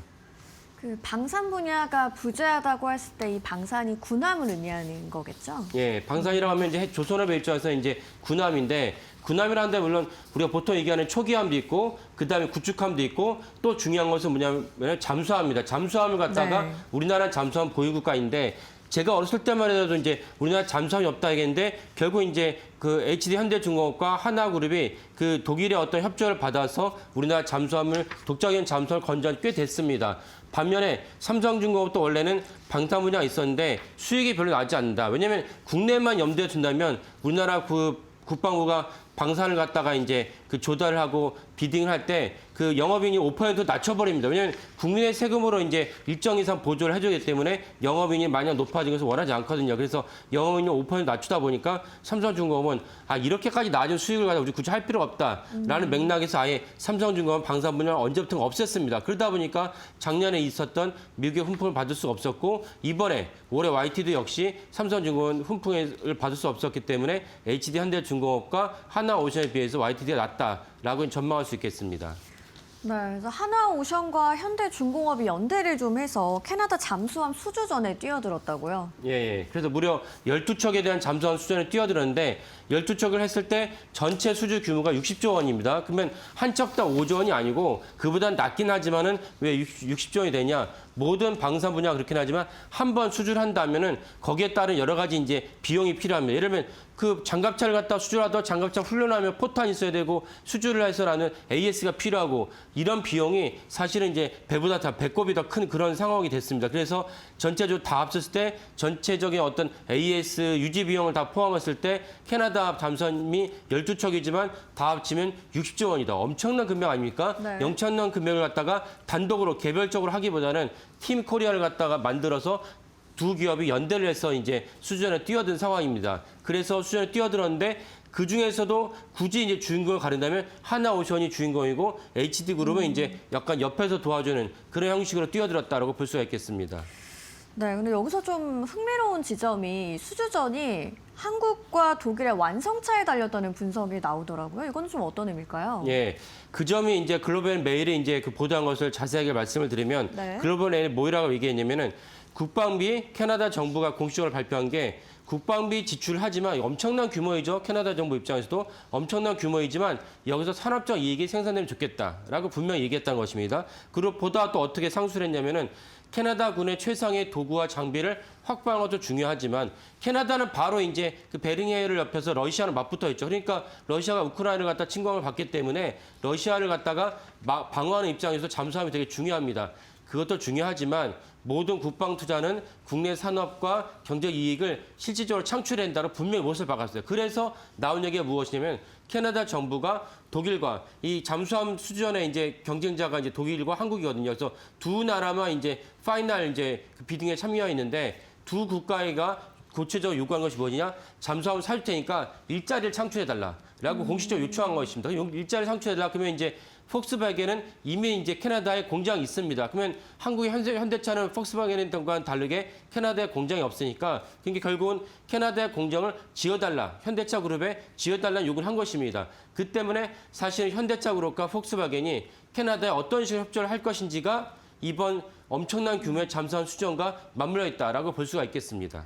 네, 말씀하신 것처럼 이제 폭스바겐은 캐나다에 공장이 있는데 현대차는 그렇지 못하다 보니까 좀 협조가 필요하다는 거죠. 예, 그 점도 이제 글로벌 메일이 이제 보도한 것을 좀 더 이렇게 볼 수 있다면 글로벌 메일이 이제 뭐라고 보도한 독일 대사관의 공식적 입장이 독일 정부는 개별 독일 기업의 잠재적 투자에 대해서 가타부타 구체적으로 언급할 수 없다라는 것을 말했던 것입니다. 이건 뭐 당연한 것이죠. 원론적인 수준이지만 네. 어쨌건 그래도 우리나라보다는 정부가 일일이 개입하기가 독일 정부는 운신의 폭이 적다라고 볼 수가 있는 것은 분명한 사실입니다. 또 하나 중요한 것은 무엇이냐면 아까 말씀드린 대로 이미 폭스바겐은 캐나다에 공장이 있어요. 공장이 있는 기업에 추가로 이제 뭔가 일자리를 창출했다는 것과 공장이 없는 현대차 그룹이 그렇다면 이재명 정부의 요청을 받아들여서 한국의 국익을 갖다가 존중하면서 캐나다에다가 공장을 신설하는 것과 어떤 것이 더 일자리 창출이 더 크겠습니까? 그렇다면 당연히 아직 공장이 없는 현대차 그룹이 캐나다에 공장을 짓게 된다면 폭스바겐보다는 보다 더 일자리 창출이 더 많다라는 것은 분명한 사실이다. 이 점은 우리에게도 유리하다 볼 수 있습니다. 그래서 결국 이런 관점으로 흘러가고 있는데 그 투자자분들도 사실은 갑자기 현대차가 독일, 캐나다에다가 공장을 짓겠다 했을 때 어떤 맥락인지 이해하시면 더 좋을 것 같긴 합니다. 네, 이번 캐나다 잠수함 수주전이 완성차 산업까지 얽힌 종합 국가 경쟁으로 번지고 있는데요. 한국 기업들의 전략적 선택이 어떻게 될지 한번 주목해 보면 좋겠습니다. 이어서 오늘의 두 번째 기사도 한번 살펴보시죠. 네, 다음으로 살펴볼 내용은 파이낸셜 타임즈의 보도인데요. 이 삼성전자에 관한 이야기입니다. 놀랄만한 실적 전망을 내놨어요. AI 시대 핵심 반도체 수요가 실적을 끌어올린 것으로 저희가 해석을 해볼 수 있을 텐데 심각한 D램 공급난 속에서 또 전략에 어떤 변화가 생길지 오늘 짚어보도록 하겠습니다. 4분기 20조 원의 영업이익을 올렸는데 저희가 저번에 전달해 드린 대로 빅테크 임원들이 서울에 상주를 하면서 반도체 관광이라는 신조어까지 생긴 상황이죠. 예. 그래서 이제 반도체 관광이라는 신조어를 제가 인도의 매체를 통해서 말씀드렸는데 네. 국내 언론에서는 또 뭐라고 보도했냐면 반도체 관광이라는 용어 말고 그 D램 거지다. 그러니까 D램을 갖다가 살려고 서울이나 판교를 갖다가 쑤시고 다닌다는 것입니다. 그래서 이제 호텔에 뭐 숙박비 엄청 올라갔다는 것을 말씀드렸지만 신조어로 D램 거지가 있다. 그러니까 실질적으로 빅테크들, 뭐 구글이나 마이크로소프트나 그 아마존 이런 기업들이 D램이 없어가지고 난리가 났고 그들 때문에 사실 반도체 가격이 올라갈 수밖에 없는 것은 분명한 사실이다라는 것도 확인할 수 있는 대목입니다. 네, 현장에서 좀 얼마나 절박한 상황인지를 보여주는 그런 말인 것 같은데요. 뭐 파이낸셜 타임스가 반도체 수급 불균형에 대해서는 어떻게 전망을 하고 있을까요? 예. 벌써 이제 수급 불균형이 심각하다는 거는 저희 코너에서 작년 하반기부터 지속적으로 말씀을 드렸고 그것이 SK하이닉스나 삼성전자 주가랑도 연결이 됐습니다. 근데 올해 벌써 26년이니까 26년까지 당연히 이제 솔드아웃 모든 이제 중요한 제품이 이제 판매가 끝났다는 것을 알고 있는 사실인데 여기에 대해서 더 중요한 것이 무엇이냐? 27년까지 사실은 반도체 수급이 빡빡하다. 반도체가 수요에 비해서는 공급이 없다라는 점을 FT가 보도하고 있습니다. 그렇다면 27년 그렇다면 28년 역시 비슷한 양상이 이어지지 않을까라고 전망할 수 있겠습니다. 말씀하신 것처럼 반도체 공급 부족 현상으로 인해서 범용 반도체 가격도 상승하고 뭐 HBM의 아성이 흔들리고 있는 상황이라고요. 예. 그러니까 범용 반도체 가격이 상승하는데 왜 HBM 아성이 흔들리느냐? 예전에는 그 범용 반도체 D램의 가격이 상승하기 전까지는 HBM에 비해서 그 기가비트당 가격이 50% 정도에 불과했습니다. 50%도 못 미쳤죠. 그래서 삼성전자가 SK하이닉스보다 영업이 훨씬 뒤처질 수밖에 없었는데 작년 상반기부터 이 AI에서 시작된 그 반도체 D램의 가격의 어떤 상승이 범용 D램으로 확산되면서 작년 12월 기준으로 했을 때는 거의 70%가 육박을 했습니다. 70%가 육박을 했으니까 이보다 더 가격이 상승한다면 HBM 못지않은 어떤 D램의 영업이익률을 갖다가 만들 수 있기 때문에 그래서 HBM의 아성이 흔들린다는 것입니다. HBM 자체가 수요가 없다는 것이 아니고 네. HBM보다는 만들기는 좀 쉬운데 삼성전자 입장에서는 그 만들 수 있는 용량 규모가 HBM보다는 범용 D램의 용량과 규모가 월등히 압도적으로 크거든요. 그렇다면 삼성전자 입장에서는 굳이 HBM에 목매달지 않아도 되는 그런 어떤 환경이 조성됐다는 점에서 HBM 수요가 HBM 아성이 흔들다는 것이 HBM의 전략적 가치, HBM이 갖고 있는 생산력 AI의 어떤 중요한 역할이 흔들리는 뜻이 아닙니다. 근데 그렇게 된다면 삼성전자 입장에서는 더 이상 이제 뭐 엔비디아 납품에 그렇게 연연하지 않아도 되는 상황이 펼쳐지겠습니다. 예, 맞습니다. 사실은 그 점을 이번 FT 보도 말고도 제가 작년에도 한번 말씀드린 적이 있었는데 그래서 사실 삼성전자 입장에서는 아니 우리가 HBM, 엔비디아 납품 못 해가지고 이렇게 여러 가지로 이제 질타를 받고 수모를 겪었지만 이제는 똑같은 돈 아니냐, 뭐 D램에서 벌어들인 돈이든 HBM 벌어들인 똑같은 돈 아니냐, 똑같이 1조, 10조씩 벌어들이면 되는 거지. 우리가 그거 HBM, 엔비디아 납품 못했다고 해서 우리가 굳이 뭐 비난받을 이유가 있느냐? 이렇게 이제 입장을 취할 수 있다는 것입니다. 실제로 FT가 그런 맥락에서 보도를 했는데 그래서 맥커리 증권이 뭐라고 보도를 했냐면 D램 부족 사태로 삼성의 HBM 성능은 부차적 문제가 됐다. 그렇다 할지라도 과연 이것이 타당하냐. 삼성전자가 이런 입장에서 사실은 R&D랑 전략적으로 어떤 입장 취향을 타당하냐는 것은 별개의 문제라고 볼 수가 있겠습니다. 그렇다면 HBM 때문에 곤욕을 겪었던 삼성전자 입장에서는 굉장히 좀 기분 좋은 이야기겠네요. 예. 그러니까 삼성전자가 HBM 사태가 나오기 전까지 어떤 상황이었냐면 저부가 같이 그러니까 범용 D램에 있어서는 중국의 창신 반도체 CXMT가 치고 올라오는 5%에서 7% 가만히 있어도 10%의 어떤 점유율을 갖다가 예상할 수 있었습니다. 24년 12월이 그랬습니다. 근데 HBM을 갖다가 엔비디아의 고가 HBM 납품을 못하고 있으니까 삼성전자는 끼인 존재. 최상단은 못 올라가고 밑에서는 치고 올라가고 이런 관점에서 삼성전자가 대단한 위기였는데 범용 반도체 가격이 이렇게 올라가면서 HBM에 거의 준하는 필적하는 수준까지 가격이 올라갔다면 삼성전자 위기는 벗어나지 않았냐라고 볼 수가 있습니다. 하지만 만약 그렇게 됐을 때 삼성전자가 CXMT는 더 계속 치고 올라올 것이고 엔비디아 납품이 많이 막힌다면 삼성전자는 여전히 넛크래커의 존재로 전락하는 것은 명확한 사실입니다. 또 하나 중요한 것이 무엇이냐면 이미 대학교 실험실 차원에서는 HBM4가 아니고 HBM8까지 사실 연구를 하고 있는 상황입니다. 그래서 무슨 말씀드리냐. 삼성전자가 HBM4를 납품을 못하게 된다면 여기서 HBM에서 낙오가 된다면 또 하나 삼성전자는 3년 뒤에는 엄청난 위기가 27년까지는 이제 범용 D램의 가격이 올라갈 것으로 여겨지니까 3년 뒤가 지나갔을 때는 삼성전자 입장에서는 또 하나 큰 위기가 닥칠 것은 분명한 사실이다. 이 점에서 삼성전자는 지속적으로 HBM 납품과 HBM R&D에다가 매진해야 된다는 것이 분명한 사실이다 말씀드리겠습니다. 네, 삼성전자가 엔비디아 납품에만 매달리지 않아도 되는 상황을 좀 기대해 볼 수 있겠습니다만 HBM 기술 경쟁을 놓치면 안 되겠다는 이야기까지 유념하셔야겠습니다. 지금까지 히든글로벌 조호진 타키온 대표님과 함께했습니다. 고맙습니다. 네, 감사합니다.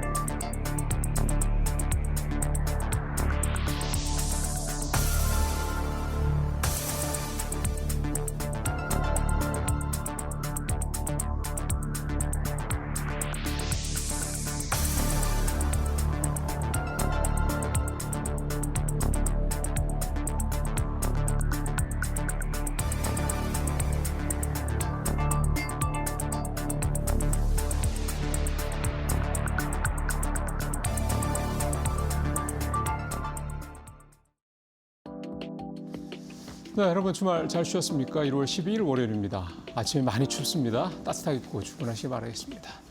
자, 오늘도 이데일리 신문 나온 내용들 중에서 월요일이니까 오늘도 주간지기 전망으로 시작을 좀 해보도록 하겠습니다. 지난주 마치 지난주 우리 장세는 지난해 9월, 10월 장세 느낌 좀 상당히 비슷하게 좀 났죠. 지난 9월, 10월보다 조금 달랐던 점이라고 한다면 좋은 쪽으로죠. 좋은 쪽으로 좀 달랐던 점이라고 한다면 이 반도체 하나만 간 게 아니라 지난주에는 뭐 잘 아시는 것처럼 방산, 그다음에 뭐 로봇도 나쁘지는 않았고 방산하고 이런 부분들이 같이 갔다라는 점, 이 부분이 좀 눈에 띄는 부분이라고 좀 볼 수가 있겠습니다. 조선도 조금 괜찮았고요. 방산이 조금 더 나았죠. 지난주에 코스피 6.4%, 장중 한때, 주중 한때 4,600선 돌파하기도 했었고요. 주초오긴 했습니다만 어쨌든 그럼에도 불구하고 뭐 이를테면 4,600선을 돌파하고 나서부터 힘없이 무너지는 어떤 그런 모습이 아니라 4,500선을 견조하게 잘 지켜내면서 결국은 6거래일 연속 주시장이 상승하는 그런 모습을 좀 보여줬습니다. 아무래도 이렇게 지난주 장이 좋았던 이유, 뭐 어쨌든 한번 좀 분석을 좀 잠깐 해보면 CS2026에서의 AI 모멘텀, 뭐 젠슨왕 CEO 얘기도 그렇고 여러 가지 뭐 로봇 관련된 얘기들도 그렇고 결국은 AI가 계속해서 투자를 계속할 수밖에 없고 이 투자의 어떤 흐름들은 당분간은 어떤 강도라든가 이런 부분에 있어서 크게 둔화되거나 이럴 것 같지는 않다. 소위 말하는 AI 고점론, AI 투자에 따른 수익성 뭐 우려 이런 부분들에 대한 부분들이 좀 눌렸다라는 거. 이 부분이 하나가 있겠고요. 그다음에 역시 삼성전자가 4분기에 20조 원의 영업이익을 발표했던 이 소위 말하는 서프라이즈, 이 부분의 영향이 당연히 좀 컸고요. 어떻게 보면 이제 이게 우리 시장이 어떻게 보면 글로벌 시장, 특히 이제 AI 관련 시장을 좀 선도했다는 느낌마저 주기도 했습니다. 그다음에 이제 방산, 조선. 방산은 잘 아시는 것처럼 트럼프 대통령이 군사비를 뭐 우리 돈 2,000조 원까지 뭐 대폭 증액해야 된다 얘기했던 거, 베네수엘라 사태에 따른 글로벌 지정학적 우려감, 다시 좀 재부상 등등등 이런 것들이 좀 혼재가 되면서 방산주들 관심이 좀 굉장히 좀 높아졌고요. 그다음에 뭐 조선도 좀 기대감이 계속 나오고 있고, 그다음에 실질적으로 이게 이제 여기까지만 놓고 보면 그냥 모멘텀 장세 같은데 실질적으로 실적이 좋아지는 거야. 삼성전자를 필두로 해서 국내 상장사들 역시 이제 대기업들 중심이긴 합니다만 주요 기업들의 EPS 이 상승률이 더 커지고 있다라는 거. 그러니까 실적 장세의 어떤 특징도 보여주고 있다라는 거. 그러니까 시장에 돈도 두르고 모멘텀도 있고 거기다 실적도 좋아진다고 그러니 주가가 안 가면, 그러니까 주시장이 상승을 안 하면 안 되는 그런 장이 지난주에 만들어졌다 볼 수가 있겠고요. 그럼 이번 주도 이런 분위기가 계속될 것이냐? 지난주에 이렇게 워낙 강하게 6% 넘게 올랐기 때문에 이번 주에도 뭐 상승을 하더라도 지난주만큼의 어떤 상승폭을 보여주기는 쉽지 않을 것 같다라고 얘기를 하는 건데, 만약에 반도체가 다시 시장을 또 끌고 가고 여기에 지난주에 뭐 이렇게 주도 섹터를 좀 로 떠올랐었던 방산과 조선을 대체하는 또는 이들도 함께하는 새로운 어떤 그런 섹터, 뭐 주도 섹터가 또 부상을 한다고 그러면 장은 또 가는 거죠. 그런 차원에서 봤을 때 이번 주부터 시작을 하는 JP모건 헬스케어 컨퍼런스, 이게 바이오주들의 랠리를 끌어낼 것이냐. 이렇게 되면 결국 이제 코스피뿐만 아니라 코스닥도 같이 갈 수 있다는 얘기가 되는 거거든요. 그래서 이번 주는 역시 JP모건 헬스케어 포럼, 이 이제 표에도 있습니다만은 이거에 따른 시장 영향 좀 관심 있게 좀 봐야 될 것 같습니다. 물론 그동안에 뭐 저 이데일리 TV에 출연을 했던 뭐 바이오 담당 애널리스트라든가 이런 분들 얘기를 들어보면 JP모건 헬스케어 컨퍼런스가 꼭 뭐 바이오주들의 랠리를 뭐 이끌어내고 했다. 그렇게 또 과거에 보면 그렇지는 않다 얘기를 하더라고요. 기대치 정도 뭐 미리 좀 선행돼서 좀 올랐다가 끝나고 난 다음에 조금 뭐 되돌림하는 뭐 그 정도지 뭐 갑자기 이게 전체적으로 시장을 뭐 주도할 만한 그런 섹터로 바이오주들을 끌어올리는 그런 정도는 아니었다 그러는 건데요. 그건 이제 과거 얘기고 올해는 또 모르는 거니까 실제로 뚜껑을 열어봐야 될 것 같습니다. 그다음에 미국의 CPI 나오죠. 13일 날 현재 시간. 아무래도 이거는 뭐 연준의 금리 앞으로의 방향성을 내서 또 중요하게 좀 봐야 되는 지표가 될 거고, 그 다음에 좀 정확하게 뭐 14일 얘기도 나오고 이번 주가 또 아닐 수 있다는 얘기도 나오는데 미국 대법원의 관세 위법 판결 이것도 지난주에 원래 나올 것 같던 식으로 기대를 했다가 안 나왔죠. 이번 주도 역시 그냥 기대감입니다. 이번 주에도 나올 수도 있고 또 안 나올 수도 있긴 한데 만약 이게 나왔을 경우에는 시장에 만약 위법 판결이 떨어졌을 경우 시장의 불확실성이 커지는 단기적입니다. 그런 영향이 있을 것으로 좀 보이고요. 어쩌면 이 부분은 글로벌 어떤 불확실성을 키우는 거는 뭐 그럴 수도 있긴 합니다만 그렇다고 해서 꼭 국내 시장에 뭐 어떤 특별한 악재가 되거나 이렇게까지 보는 시각은 좀 상대적으로 좀 적었습니다. 그래서 이건 한번 그냥 관망하시면 보실 필요가 있지 않겠냐. 다만 전 세계적으로 뭐 미국 트럼프 정부가 뭔가 대응을 할 거기 때문에 일종의 불확실성이 좀 커지는 거는 단기적으로는 불가피하다. 이 정도 보시면서 보시면 될 것 같습니다. 그 외에 뭐 지표들은 특별히 뭐 없고요. 이번 주에 한일 정상회담이 있다라는 거. 여기서 또 어떤 얘기가 나올지도 한번 좀 지켜봐야 될 것 같습니다. 자, 삼성전자 하이닉스 반도체 투톱 랠리의 국민연금 평가의 35%. 삼성전자하고 삼성전자하고 SK하이닉스를 국민연금이 얼마나 갖고 있을까요? 지금 장에서 만약 국민연금이 삼성전자하고 하이닉스 이 두 종목에 대한 비중이 작다면 좀 욕먹을 만하죠. 근데 비중을 꽤 많이 갖고 있었습니다. 삼성전자 7.75%, SK하이닉스 7.35%. 이게 비율이 7%대니까 뭐 별거 아니다 이렇게 느껴질 수도 있겠지만 삼성전자, SK하이닉스의 지분을 7%는 갖고 있다 그러면 사실은 뭐 오너가들보다 더 많이 갖고 있는 거죠. 그래서 이제 이 삼성전자와 SK하이닉스의 주가 급등이 국민연금의 평가액에도 그다음에 수익률에도 좀 엄청나게 효자 노릇을 하고 있다. 이제 이 내용이 좀 되겠습니다. 지금 보니까 삼성전자 그 평가액이 26조, 그다음에 SK하이닉스 평가액이 21조. 그러니까 지난해 4분기 동안에만 이 두 회사의 지분을 7% 이상 갖고 있으면서 국민연금이 확보한 평가액이 47조 2천억 원이 넘습니다. 근 50조를 지난 4분기 석 달 동안 국민연금 수익을 냈다. 이 두 종목만 가지고 냈다는 얘기가 좀 되겠고요. 그 밖에도 보니까 SK 스퀘어가 2조 한 3조 되고 현대차도 2조 한 2천억 정도 평가액을 냈고 그다음에 삼성 에피스홀딩스도 1조가 넘는 그런 평가액을 각각 냈습니다. 그러니까 상위 넘버 5의 평가액만 다 합쳐도 그러니까 대략 한 50한 2, 3조 정도 국민연금이 수익을 냈다 이렇게 좀 볼 수가 있겠고요. 그다음에 평가액이 감소한 데를 보니까 한화에어로스페이스, 삼양식품, 네이버, 크래프톤 이런 순이었습니다. 대략 뭐 여러분께서도 딱 종목만 들어봐도 그랬겠네 싶은 생각이 좀 드시죠? 지금 이렇게 말씀드렸던 이 종목들은 개별 종목들은 국민연금이 어떤 특정 종목을 갖고 있는 걸 확인할 수 있는 거는 그 종목에 대한 지분이 5% 이상이 됐을 때 얘기입니다. 그래서 앞서 말씀드린 삼성전자, 하이닉스, SK스퀘어 이런 지분 평가액이 굉장히 많이 냈던 그런 상승을 많이 했던 종목들과 그다음에 평가액이 줄었던 즉 주가가 하락했던 종목들 모두 5% 이상 갖고 있는 종목이다 좀 볼 수가 있겠고요. 그다음에 4분기에 새롭게 5% 이상 지분을 갖고 있다고 공시한 종목들을 보니까 삼성 에피스홀딩스, 포스코 퓨처엠, 한온시스템, ST팜 등 17개 종목이고 현대미포, JYP, 한일시멘트 23개 종목은 5% 미만으로 내려가서 이제 국민연금이 뭐 샀는지 안 샀는지 알 수가 없는 그런 종목들이 됐습니다. 이 종목들도 국민연금 사이트 들어가면 다 나오거든요. 그래서 국민연금이 갖고 있는 종목들에 이렇게 소위 말해서 좀 따라가게 하는 그런 투자 전략 갖고 계신 분들 같은 경우는 한번 확인을 해보시면 도움이 되실 것 같습니다. 자, 세 번째 얘기. 이거는 사실 무슨 종목이나 섹터 얘기는 아닌데요. 우리 시장 관련돼서 분명히 의미 있는 기사이기 때문에 좀 가져왔습니다. 장투세제 혜택 높인 생산자금융 ISA, 개인종합자산관리자 얘기하는 거죠. 신설. 그래서 5,000P를 뒷받침한다 이런 얘기가 되겠습니다. 표를 바로 보시는 게 여러분들 이해하시는 데 도움이 되실 것 같습니다.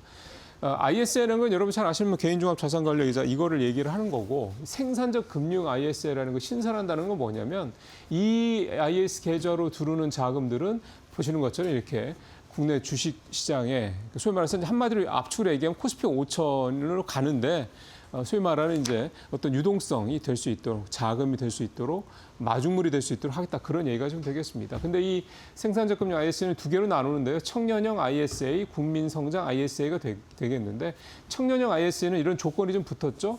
아무래도 우리 젊은 세대들이 젊은 친구들이 주식시장에 일찍 좀 관심을 갖고 또 투자를 장기적으로 해서 이제 그 주식 투자 수익도 좀 많이 늘리고 결국 이제 종잣돈을 만들 수 있도록 도와주겠다 그런 의미로 보면 되겠고 그다음에 이제 우리가 일반적인 이제 분들이 투자 만들 수 있는 계좌는 이제 국민선장 ISA가 되겠습니다. 보시는 것처럼 중요한 게 결국 세제 혜택을 얼마나 주느냐는 거죠. 비과세 200만 원, 초과분 9.9% 분리과세. 이 세제 혜택을 대폭 확대하겠다 이런 내용이 좀 되겠고요. 이거는 이 생산자 ISA라는 이런 개념은 일본의 니사라고 합니다. 이 니사의 이름이 그 소액 투자자 비과세 제도 이렇게 되는데요. 이게 이제 나온 지는 꽤 됐고 한 2, 3년 전에 일본 정부가 이거를 신니사라고 그래서 세제 혜택을 아주 대폭 특히 우리도 있습니다만 젊은 층을 대상으로 하는 세제 혜택을 대폭 강화하는 그런 어떤 대책을 또 내놨습니다. 그 내용이 비과세를 혜택을 평생 준다. 여기는 비과세 혜택 이런 조건들이 좀 붙죠. 나이도 좀 붙고요. 근데 일본은 그게 아예 없습니다. 그다음에 연간 납입 한도도 3배로 대폭 확대를 했습니다. 그러니까 여기는 좀 뭐 7,500만 원 이하 등등등 뭐 이렇게 비과세 뭐 등등등 이렇게 좀 조건이 붙는데 일본의 신니사는 그러니까 별로 조건이 없습니다. 심플하다는 얘기가 되는 거죠. 그러다 보니까 이게 나오고 난 이후에 주식시장 또 그 당시에 또 니케이 지수가 계속 좀 좋아지는 모습도 좀 보이고 있어서 여기 이제 마중물 처음에는 마중물 역할 정도였겠습니다. 그 이후에는 마중물이 아니라 어떻게 보면 시장을 끌고 가는 그런 메인 어떤 자금, 메인 유동성의 역할까지 했다 이렇게 평가를 좀 받고 있습니다. 그 이후에 뭐 니케이 지수 급등을 했고 그래서 이 신니사라고 하는 일본의 이 비과세 어떤 혜택을 주는 이 계좌에 청년들이 무려 뭐 3배 이상 계좌가 늘어나는 등 그런 효과를 톡톡히 좀 받고 일본 주식시장이 지금의 어떤 모습을 가져오는데 굉장히 중요한 역할을 했다 평가를 받고 있는데요. 제가 보기에는 좋은데요. 조금 더 혜택을 세게 할 필요가 있지 않겠느냐. 특히 청년들을 대상으로 하는 혜택은 좀 더 세게 해서 청년들이 사실 직장 잡기 어려운 상황 아니겠습니까? 그러니까 알바를 하든 뭐 계약직으로 하든 뭐 파견직으로 하든 우리 청년들이 안정적인 직장을 잡기 전까지도 접기 전에도 이런 어떤 주식을 통해서 시장이 좀 계속 좋아지고 있으니까 어떤 종잣돈을 마련할 수 있는 그런 기회를 마련해 줄 필요가 있다. 이런 얘기가 좀 되겠습니다. 자, 마지막으로 펀드와치 짧게 하겠습니다. 뭐 표를 바로 들어가 보시죠. 뭐 반도체죠, 뭐. 반도체하고 보시는 것처럼 방산 이 두 섹터가 지난주에 주식형 펀드 ETF 시장의 상위 탑5를 차지했습니다. 보시는 것처럼 레버리지 상품들이 확실히 수익률이 높은데 근데 수익률을 한번 보십시오. 일주일에 36%입니다. 아무리 레버리지라도 일주일에 36%다라는 거는 그만큼 그 섹터가 지난주에 얼마나 셌는지를 알 수가 있는 거죠. 반도체만 그런 게 아니라요. 방산도 레버리지 상품들인데 35%, 34% 이렇습니다. 제일 마지막에 타이거 뭐 레버리지. 그러니까 뭐 다 레버리지네요. 지난주에는. 근데 참 아시겠지만 레버리지는 이렇게 수익이 뭐 장에 급등을 할 때는 뭐 굉장히 좋긴 한데 반대가 될 가능성도 항상 있으니까 여러분들께서 잘 참고하시길 바랍니다. 지난주는 반도체 방산했다. 이렇게 정리할 수가 있겠습니다. 자, 오늘도 성공 투자하시길 바라겠습니다. 마치겠습니다.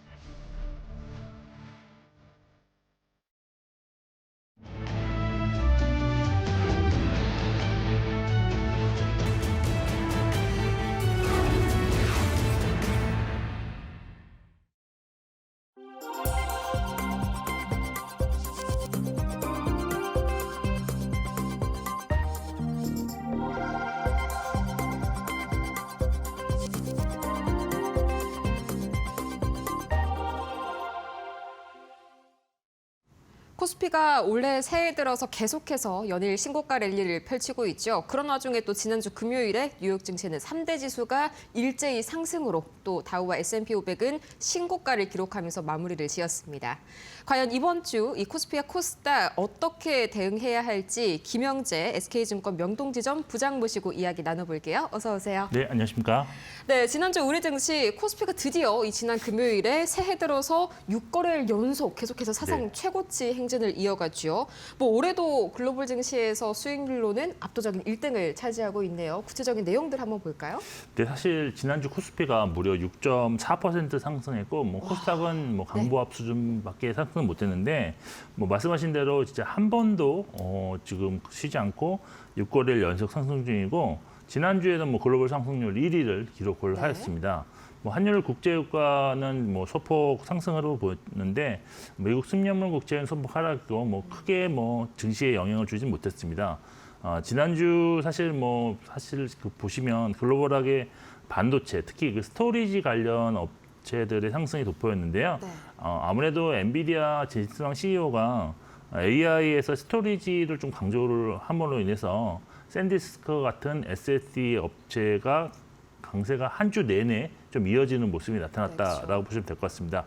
그래서 저는 이제 국내 증시에서도 사실 반도체 쪽에 이제 D램이나 HBM만 지금 부각되었었는데 이제 사실 랜드 업체에서도 지금 전 세계 5개밖에 없는 그런 제조업체 중에 삼성전자, SK 하이닉스가 들어있다는 점에서 이번 주에도 이런 면에서는 좀 강세 흐름이 좀 이어지지 않을까라고 기대를 하고 있는 상황입니다. 그리고 이제 베네수엘라 사태 이후 이제 미국의 군사적 불확실성이 좀 증가되면서 방산주 강세가 나타났는데 또 주부 후반부에는 트럼프 대통령이 이제 미국 국방비 증액을 주장하면서 주가 상승 탄력이 더 강화되는 모습이 나타나기도 했습니다. 네. 국내적으로 삼성전자가 4분기 영업이 20조 원을 달성하면서 사상 최고 분기 실적을 기록을 했는데요. 이에 따른 추정치 상향 조정이 나타나고 또 목표 주가도 상향하는 그 리포트들이 많이 반영되고 있어서 이것은 좀 추가적으로 주가 상승을 기대할 수 있는 요인들이라고 할 수 있겠습니다. 그리고 이제 CES 2026에서 휴머노이드 로봇 아틀라스를 공개한 현대그룹주 주가 상승세가 크게 나타났는데 네. 사실 뭐 시연되는 그런 영상을 보더라도 아틀라스가 테슬라 옵티머스와 비교해도 크게 밀리지 않는 성능을 보여주는데 특히 이제 산업용 로봇에서 상당히 강점을 가져올 수 있다라는 긍정적인 그런 분석이 나타나면서 향후 이제 휴머노이드 부분에서 치열하게 1위 다툼을 할 수 있는 가능성을 보여줬습니다. 그리고 이제 지표로는 미국 고용 지표들이 많이 발표됐는데요. 7일 발표된 ADP 민간 고용은 4만 5천 명 증가에 그치면서 예상을 좀 하회했고요. 또 9일 발표된 고용 지표가 이제 비농업 부분 일자리가 5만 명 증가해서 시장 예상치였던 7만 4천 명 증가를 밑들었지만 또 실업률은 의외로 4.4%로 좀 하락을 해서 노동시장 등에 대해서는 좀 상반된 흐름을 보였다라고 할 수 있겠습니다. 엇갈렸네요. 네, 그렇습니다. 이에 미국 경제가 좀 완만한 경제 성장세를 유지하고 있다는 신호로 해석되면서 주식시장은 이제 다우와 S&P 500 지수가 사상 또 최고치를 경신하는 등 긍정적인 흐름이 일어나는데 지금 상당히 시장 분위기가 좋은 만큼 지표가 사실은 좀 나쁘게 해석될 수 있는 자리임에도 또 긍정적으로 해석하는 그런 모습이 나타났다고 보시면 되겠습니다. 그리고 이제 지난주 코스피에서는 기록적인 수익률을 기록한 업종들이 좀 나타났는데 한 주간 운수장비 업종 지수가 무려 17.8% 상승. 많이 올랐네요. 네, 뭐 여기에는 이제 조선이 들어있고 또 자동차가 들어가 있으니까 요 두 부분이 같이 올랐으니까 상당히 크게 올랐다라고 보시면 될 것 같고요. 또 기계업종도 11.7%, 의약품이 8% 상승했습니다. 반면 하락업종으로는 오락문화가 3.8% 하락, 섬유유복 2.8% 하락, 종이용국제 2.4% 하락했는데 전기전자 업종이 좀 주춤한 사이에 지금 그동안 쉬었던 업종의 상승이 크게 나타나는 것이 지난주 업종 등락의 특징이었다라고 정리해드리겠습니다. 네, 이어서 수급적으로 좀 보자면 외국인 수급을 또 반드시 체크를 해야 될 텐데 우선 누적으로는 지난주에 외인 수급이 플러스긴 했지만요. 이게 주 후반 들어서 점점점 좀 매도폭이 좀 과해진다라는 느낌이 들더라고요. 뭐 5거래일 중에 지난주에 3거래일 매도가 나왔는데 이번 주에는 좀 완전히 이탈이 나오는 것 아닌지 좀 저는 걱정도 되네요. 아무래도 지금 삼성전자에 대한 그 매도세가 좀 강하게 나타났다는 것이 지난주 특징인데 결국 그렇지만 이제 코스피에서는 3,800억 정도의 순매수가 나왔고 코스닥은 비교적 큰 매도인 6,100억 원 순매도가 나오면서 많이 팔았네요. 네, 그러면서 이게 4주 연속 순매도세가 나온 겁니다. 근데 사실 전기전자 외 다른 업종에서의 순매수는 상당히 좀 확대되는 모습이 나타났다는 특징이 있었고요. 또 코스닥은 대형 바이오 종목에 다시 순매수 전환된 종목들이 있었는데 지난주 직전주에 순매수가 많았던 로봇주 같은 경우는 순매도 전환 종목이 발생했다는 특징이 있었습니다. 네. 코스피가 이제 업종으로 접근해 본다면 외국인이 순매수한 업종은 의약품, 의료종묘, 운수장비, 유통, 전기가스, 건설, 통신업이 있었는데요. 그중에서 5거일 내내, 그러니까 한 주 내내 매수를 했던 업종은 의약품, 운수장비, 전기가스, 건설, 통신업으로 네. 그러니까 사실 이렇게 5거일 연속으로 계속 순매수를 하는 업종이 되게 많아졌다라는 것은 그만큼 이제 좀 전기전자 쏠림 현상이 좀 완화되고 있다라고 보시면 될 것 같습니다. 네. 종목으로 접근해 본다면 이제 코스피에서 하나 에어로스페이스, 하나 오션, 삼성중공업이 이제 순매수 상위 1, 2, 3위 종목이었는데요. 이들 종목 외에도 조선, 방산, 원자력, 의약품 종목들에 대한 외국인의 러브콜이 상당히 좀 많이 발생했다는 특징이 있었습니다. 반면 순매도 상위 종목에는 삼성전자, 현대모비스, 카카오가 이름을 올렸는데 삼성전자 이제 2.7조 원 순매도를 제외한다면 다른 종목들 매도세는 뭐 그다지 크지 않았다는 특징이 있었습니다. 그리고 코스닥도 보시면 순매수 상위 종목에 알테오젠, BHI, D&D 파마텍이 있었는데 코스피와 마찬가지로 바이오와 원자력 업종에서 순매수가 발생하였고요. 순매수 상위 종목에는 파마리서치, 레인보우 로보틱스, JIP 엔터가 있었는데 절대적으로 순매도 금액이 크지 않아서 코스닥은 아직까지는 확실한 방향성을 좀 외국인들이 보이고 있는 종목은 없다 해도 해석해도 될 것 같습니다. 네. 다만 이제 코스닥 시총 1위 알테오젠이 지난 금요일에 외국인과 기관이 동시에 지금 순매수를 동반해 6.1% 급등을 했는데요. 그렇죠. 따라서 이번 주 추가 상승 가능성을 좀 열어두셔야 될 것 같고요. 전체 코스닥 바이오주 흐름이 좀 양호하게 전개될 가능성이 있다. 특히 이번 주가 이제 JP모건 헬스케어 주간이기 때문에 이런 면에서 코스닥은 좀 바이오 종목들을 좀 주목하실 필요가 있을 것 같습니다. 전반적으로 이번 주는 지난주 순매수했던 조선, 방산, 원자력 매수가 지속되는지 확인하는 그런 한 주가 되는 것이 외국인 수급의 관전 포인트가 될 것으로 보고 있습니다. 네, 뭐 하나 에어로스페이스, 하나 오션, 삼성중공업까지 좀 오랜만에 보는 그런 종목들이 이 외인 순매수 상위에 좀 오른 것 같습니다. 좀 단기적으로 주도하는 업종이 바뀌었다는 시그널로 좀 해석을 해도 괜찮을까요?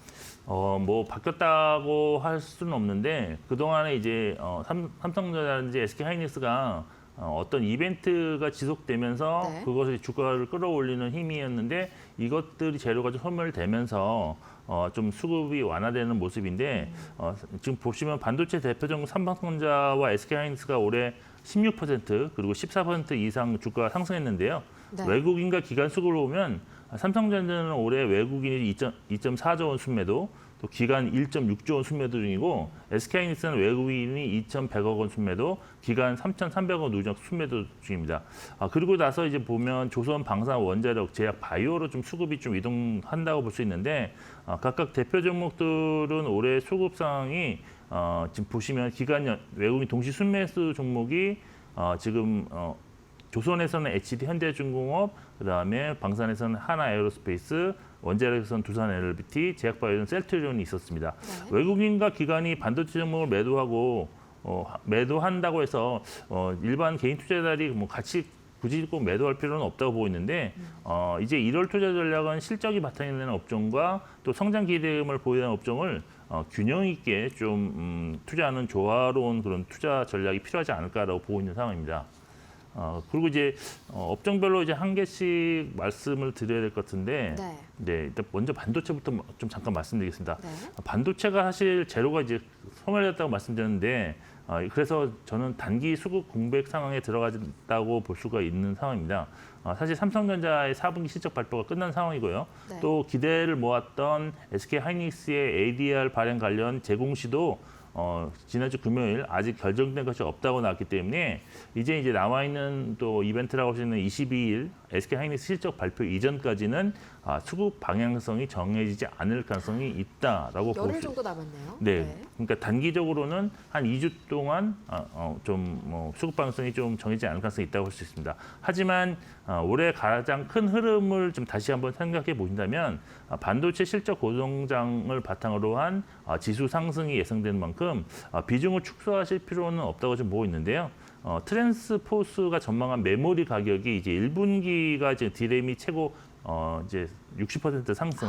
점점 또, 올라가네요. 네, 낸드 역시도 최고 38% 상승인데 이게 지금 4분기 트렌드와 거의 유사한 그런 흐름입니다. 그래서 1분기에는 메모리 업체들의 어떤 가파른 실적 성장이 예상되기 때문에 비중을 축소하실 필요는 없다라고 있고 네. 또 증권사들의 올해 실적 추정치가 지금 정말 높게 나타나고 계속하고 있습니다. 근데 삼성전자가 최고 지금 155조 원까지 영업이익을 증가시켰죠. 이게 한 2주 전만 해도 133조 원이었는데 네, 대폭 늘었죠. 네, 계속 늘어나고 있습니다. 그리고 SK하이닉스는 128조 원, 뭐 132조 원 뭐 이렇게 제시된 상황이라서 이것이 자세히 보시면 디램도 그렇지만 반도체 종목의 올해 추정치도 오늘이 가장 낮은 가격이다. 뭐 이렇게 반복이 되고 있는 상황이라서 실제 메모리 가격 상승폭과 연동해서 실적 추정치는 여기서 좀 더 상향 출동된 가능성도 열어두셔야 될 것 같습니다.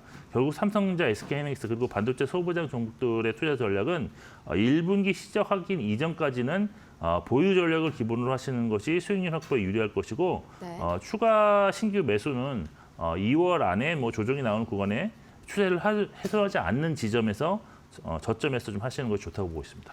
네, 그런데 이렇게 반도체 쏠림이 또 최근에 워낙 심했다 보니까요. 이제 증권사들은 최근에 이 소외주로 좀 눈을 돌리는 그런 모습들이 나오고 있죠. 네. 예를 들어서 방산이랑 조선이 금요일에 이런 이슈로 좀 반등을 한 것 같은데 하나 에어로스페이스는 아예 신고가를 기록했죠. 네, 그럼 사실 뭐 하나 에어로스페이스 같은 경우는 원래 대장주였는데 네. 지금 또 대장주로서 확실하게 지금 주가가 신고가를 기록하고 있는 모습입니다. 사실 방산가조선은 현재 이제 글로벌 군비 경쟁이 예상되는 상황에 그동안 잠시 조정으로 인한 가격 메리트가 발생했다라고 볼 수밖에 없는 상황이었었는데 미국 중간선거 이전 트럼프 대통령이 어떤 지지율 상승 반전을 유발할 수 있는 카드가 저는 지정학적 긴장감을 좀 고조하는 그런 방향으로 계속 나아가고 있다라고 볼 수밖에 없기 때문에 방산과 조선 역시 추가적 상승 가능성은 열어두시면서 접근을 하실 필요가 있을 것 같습니다. 일단 상승 촉매제 중 하나인 미국 국방비를 1조 5천억 달러로 인상한다는 추진 계획은 사실 이게 군비를 글로벌하게 군비 경쟁을 가속화시키는 요인이기도 하지만 네. 또한 최근 이제 베네수엘라 사태, 또 그린란드 획득과 같은 어떤 군사적 개입도 가능한 발언 등으로 인해서 국내 방산 기업들의 어떤 유럽과 중동, 북중미에서의 추가적 수주 가능성을 높여주는 요인이 될 수 있을 것 같습니다.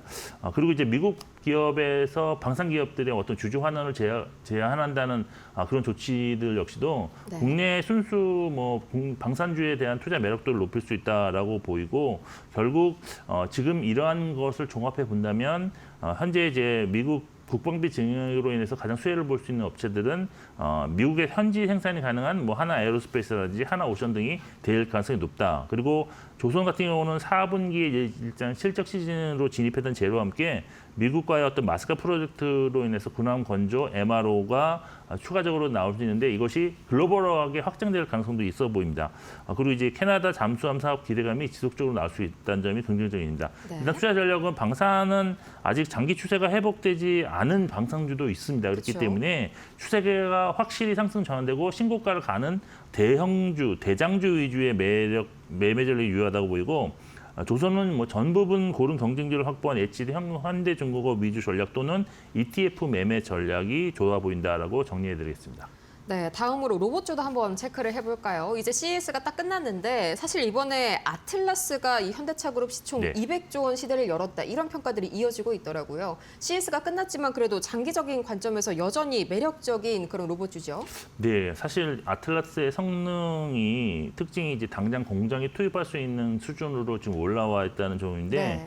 뭐 상당한 수준의 완성도였다라고 평가를 받고 있는 상황입니다. 그래서 이 아틀라스 이외에도 사실 로봇 제품군들이 현대차 그룹에는 상당히 많기 때문에 향후 로봇 관련해서 뭐 자체 수요도 많이 나오겠지만 외부에서 이제 외주 생산을 할 수 있는 가능성도 상당히 지금 높아지고 있는 상황이다라고 볼 수 있는 상황입니다.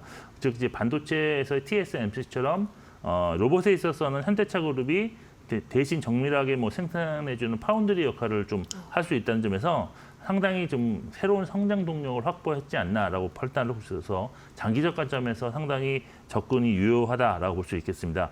그래서 이제 그 안에서 좀 보시면 사실 로봇 분야의 핵심 기업이 보스턴 다이내믹스인데 현재 지분 구조를 보시면 상대적으로 많은 지분을 보유한 현대 글로브스에 대한 관심이 높아질 수 있다고 보고 있고요. 네. 또 로봇 부품의 핵심은 결국 액추에이터인데 이 생산을 맡게 될 현대 모비스 역시도 지금 장기적으로 관심 종목을 선정 가능하다 이렇게 보시면 될 것 같습니다. 네, 다음으로 증권주 쪽에서도 이제 약간 재구미를 당길 만한 그런 소식이 이어졌는데 이 주식 투자를 위한 대기성 자금이죠. 이 투자자 예탁금이 사상 처음으로 90조 원을 돌파했다. 이게 뭐 한 달 전보다 거의 13조 원 가까이 늘어난 거거든요. 여기 증권주에도 드디어 좀 눈을 다시 한번 돌려볼까요? 네, 사실 올해 실적 추정치가 계속 상향되는 게 반도체도 있지만 증권주도 그쵸. 있습니다. 그런데 지난 8일 기준으로 고객 예탁금이 이제 92조 8,500억 기록해서 사상 처음으로 90조 원을 돌파했는데요. 은행에서 이제 증권사로 자금 이동 흐름이 확실하게 지금 나타나고 있다고 보시면 될 것 같습니다. 네. 그리고 이제 증권사들의 실적의 핵심은 지금은 이제 거의 거래 대금이 증가해야지만이 브로커리지 수입이 늘어나기 때문에 이런 것도 좀 체크를 해보셔야 되는데 지난 4분기 하루 평균 거래 대금이 36조 9천억 원이었는데 이게 2020년도에서 제가 보니까 48조 1,300억 원으로 크게 증가한 상황입니다. 네. 그리고 정부도 지금 해외 투자금을 이제 국내로 이제 유턴시키려고 유치를 하는 정책을 지속적으로 지금 발표를 하고 있는데 최근에는 생산적 ISA 계좌 도입, 국민 참여형 국민 성장펀드 출시 그리고 코스닥 벤처펀드 세제 혜택 확대로 코스피 5천 시대를 대비하는 모습입니다. 네. 증권사들이 아직 4분 실적 발표하지 않아서 아직은 확실하게 나오지 않았지만 아마 컨센서스보다 뭐 거의 20% 이상 좋은 서프라이즈가 좀 예상되고 있고 올해 역시 거래대금 증가 가능성이 높아서 실적 성장은 추가적으로 상향 조절될 수 있을 것 같습니다. 업종 전략은 일단 기존 주도할 수 있는 상위 대형 5개사의 집중 투자 전략과 함께 그동안 좀 밸류에이션 상이 낮았지만 해외 투자가 미흡한 해외 주식 투자에 대해서 좀 강점을 보유하지 못했던 중소형 브로커리지 증권사에서도 앞으로 실적 고성장이 예상되기 때문에 일단 이런 분기별로 작년 성장률이 높았던 중소형 증권사를 좀 주목하실 필요가 있을 것 같습니다. 네, 좋습니다. 이렇게 해서 오늘 김영재 SK증권 명동지점 부장 모시고 이야기 나눠봤습니다. 좋은 분석 고맙습니다. 오늘 저희가 준비한 소식은 여기까지입니다. 잠시 후에 이어지는 마켓나우 1부에서 더욱더 자세한 전략 세워가시길 바라고요. 저희도 오늘도 저희와 함께해 주신 여러분 고맙습니다.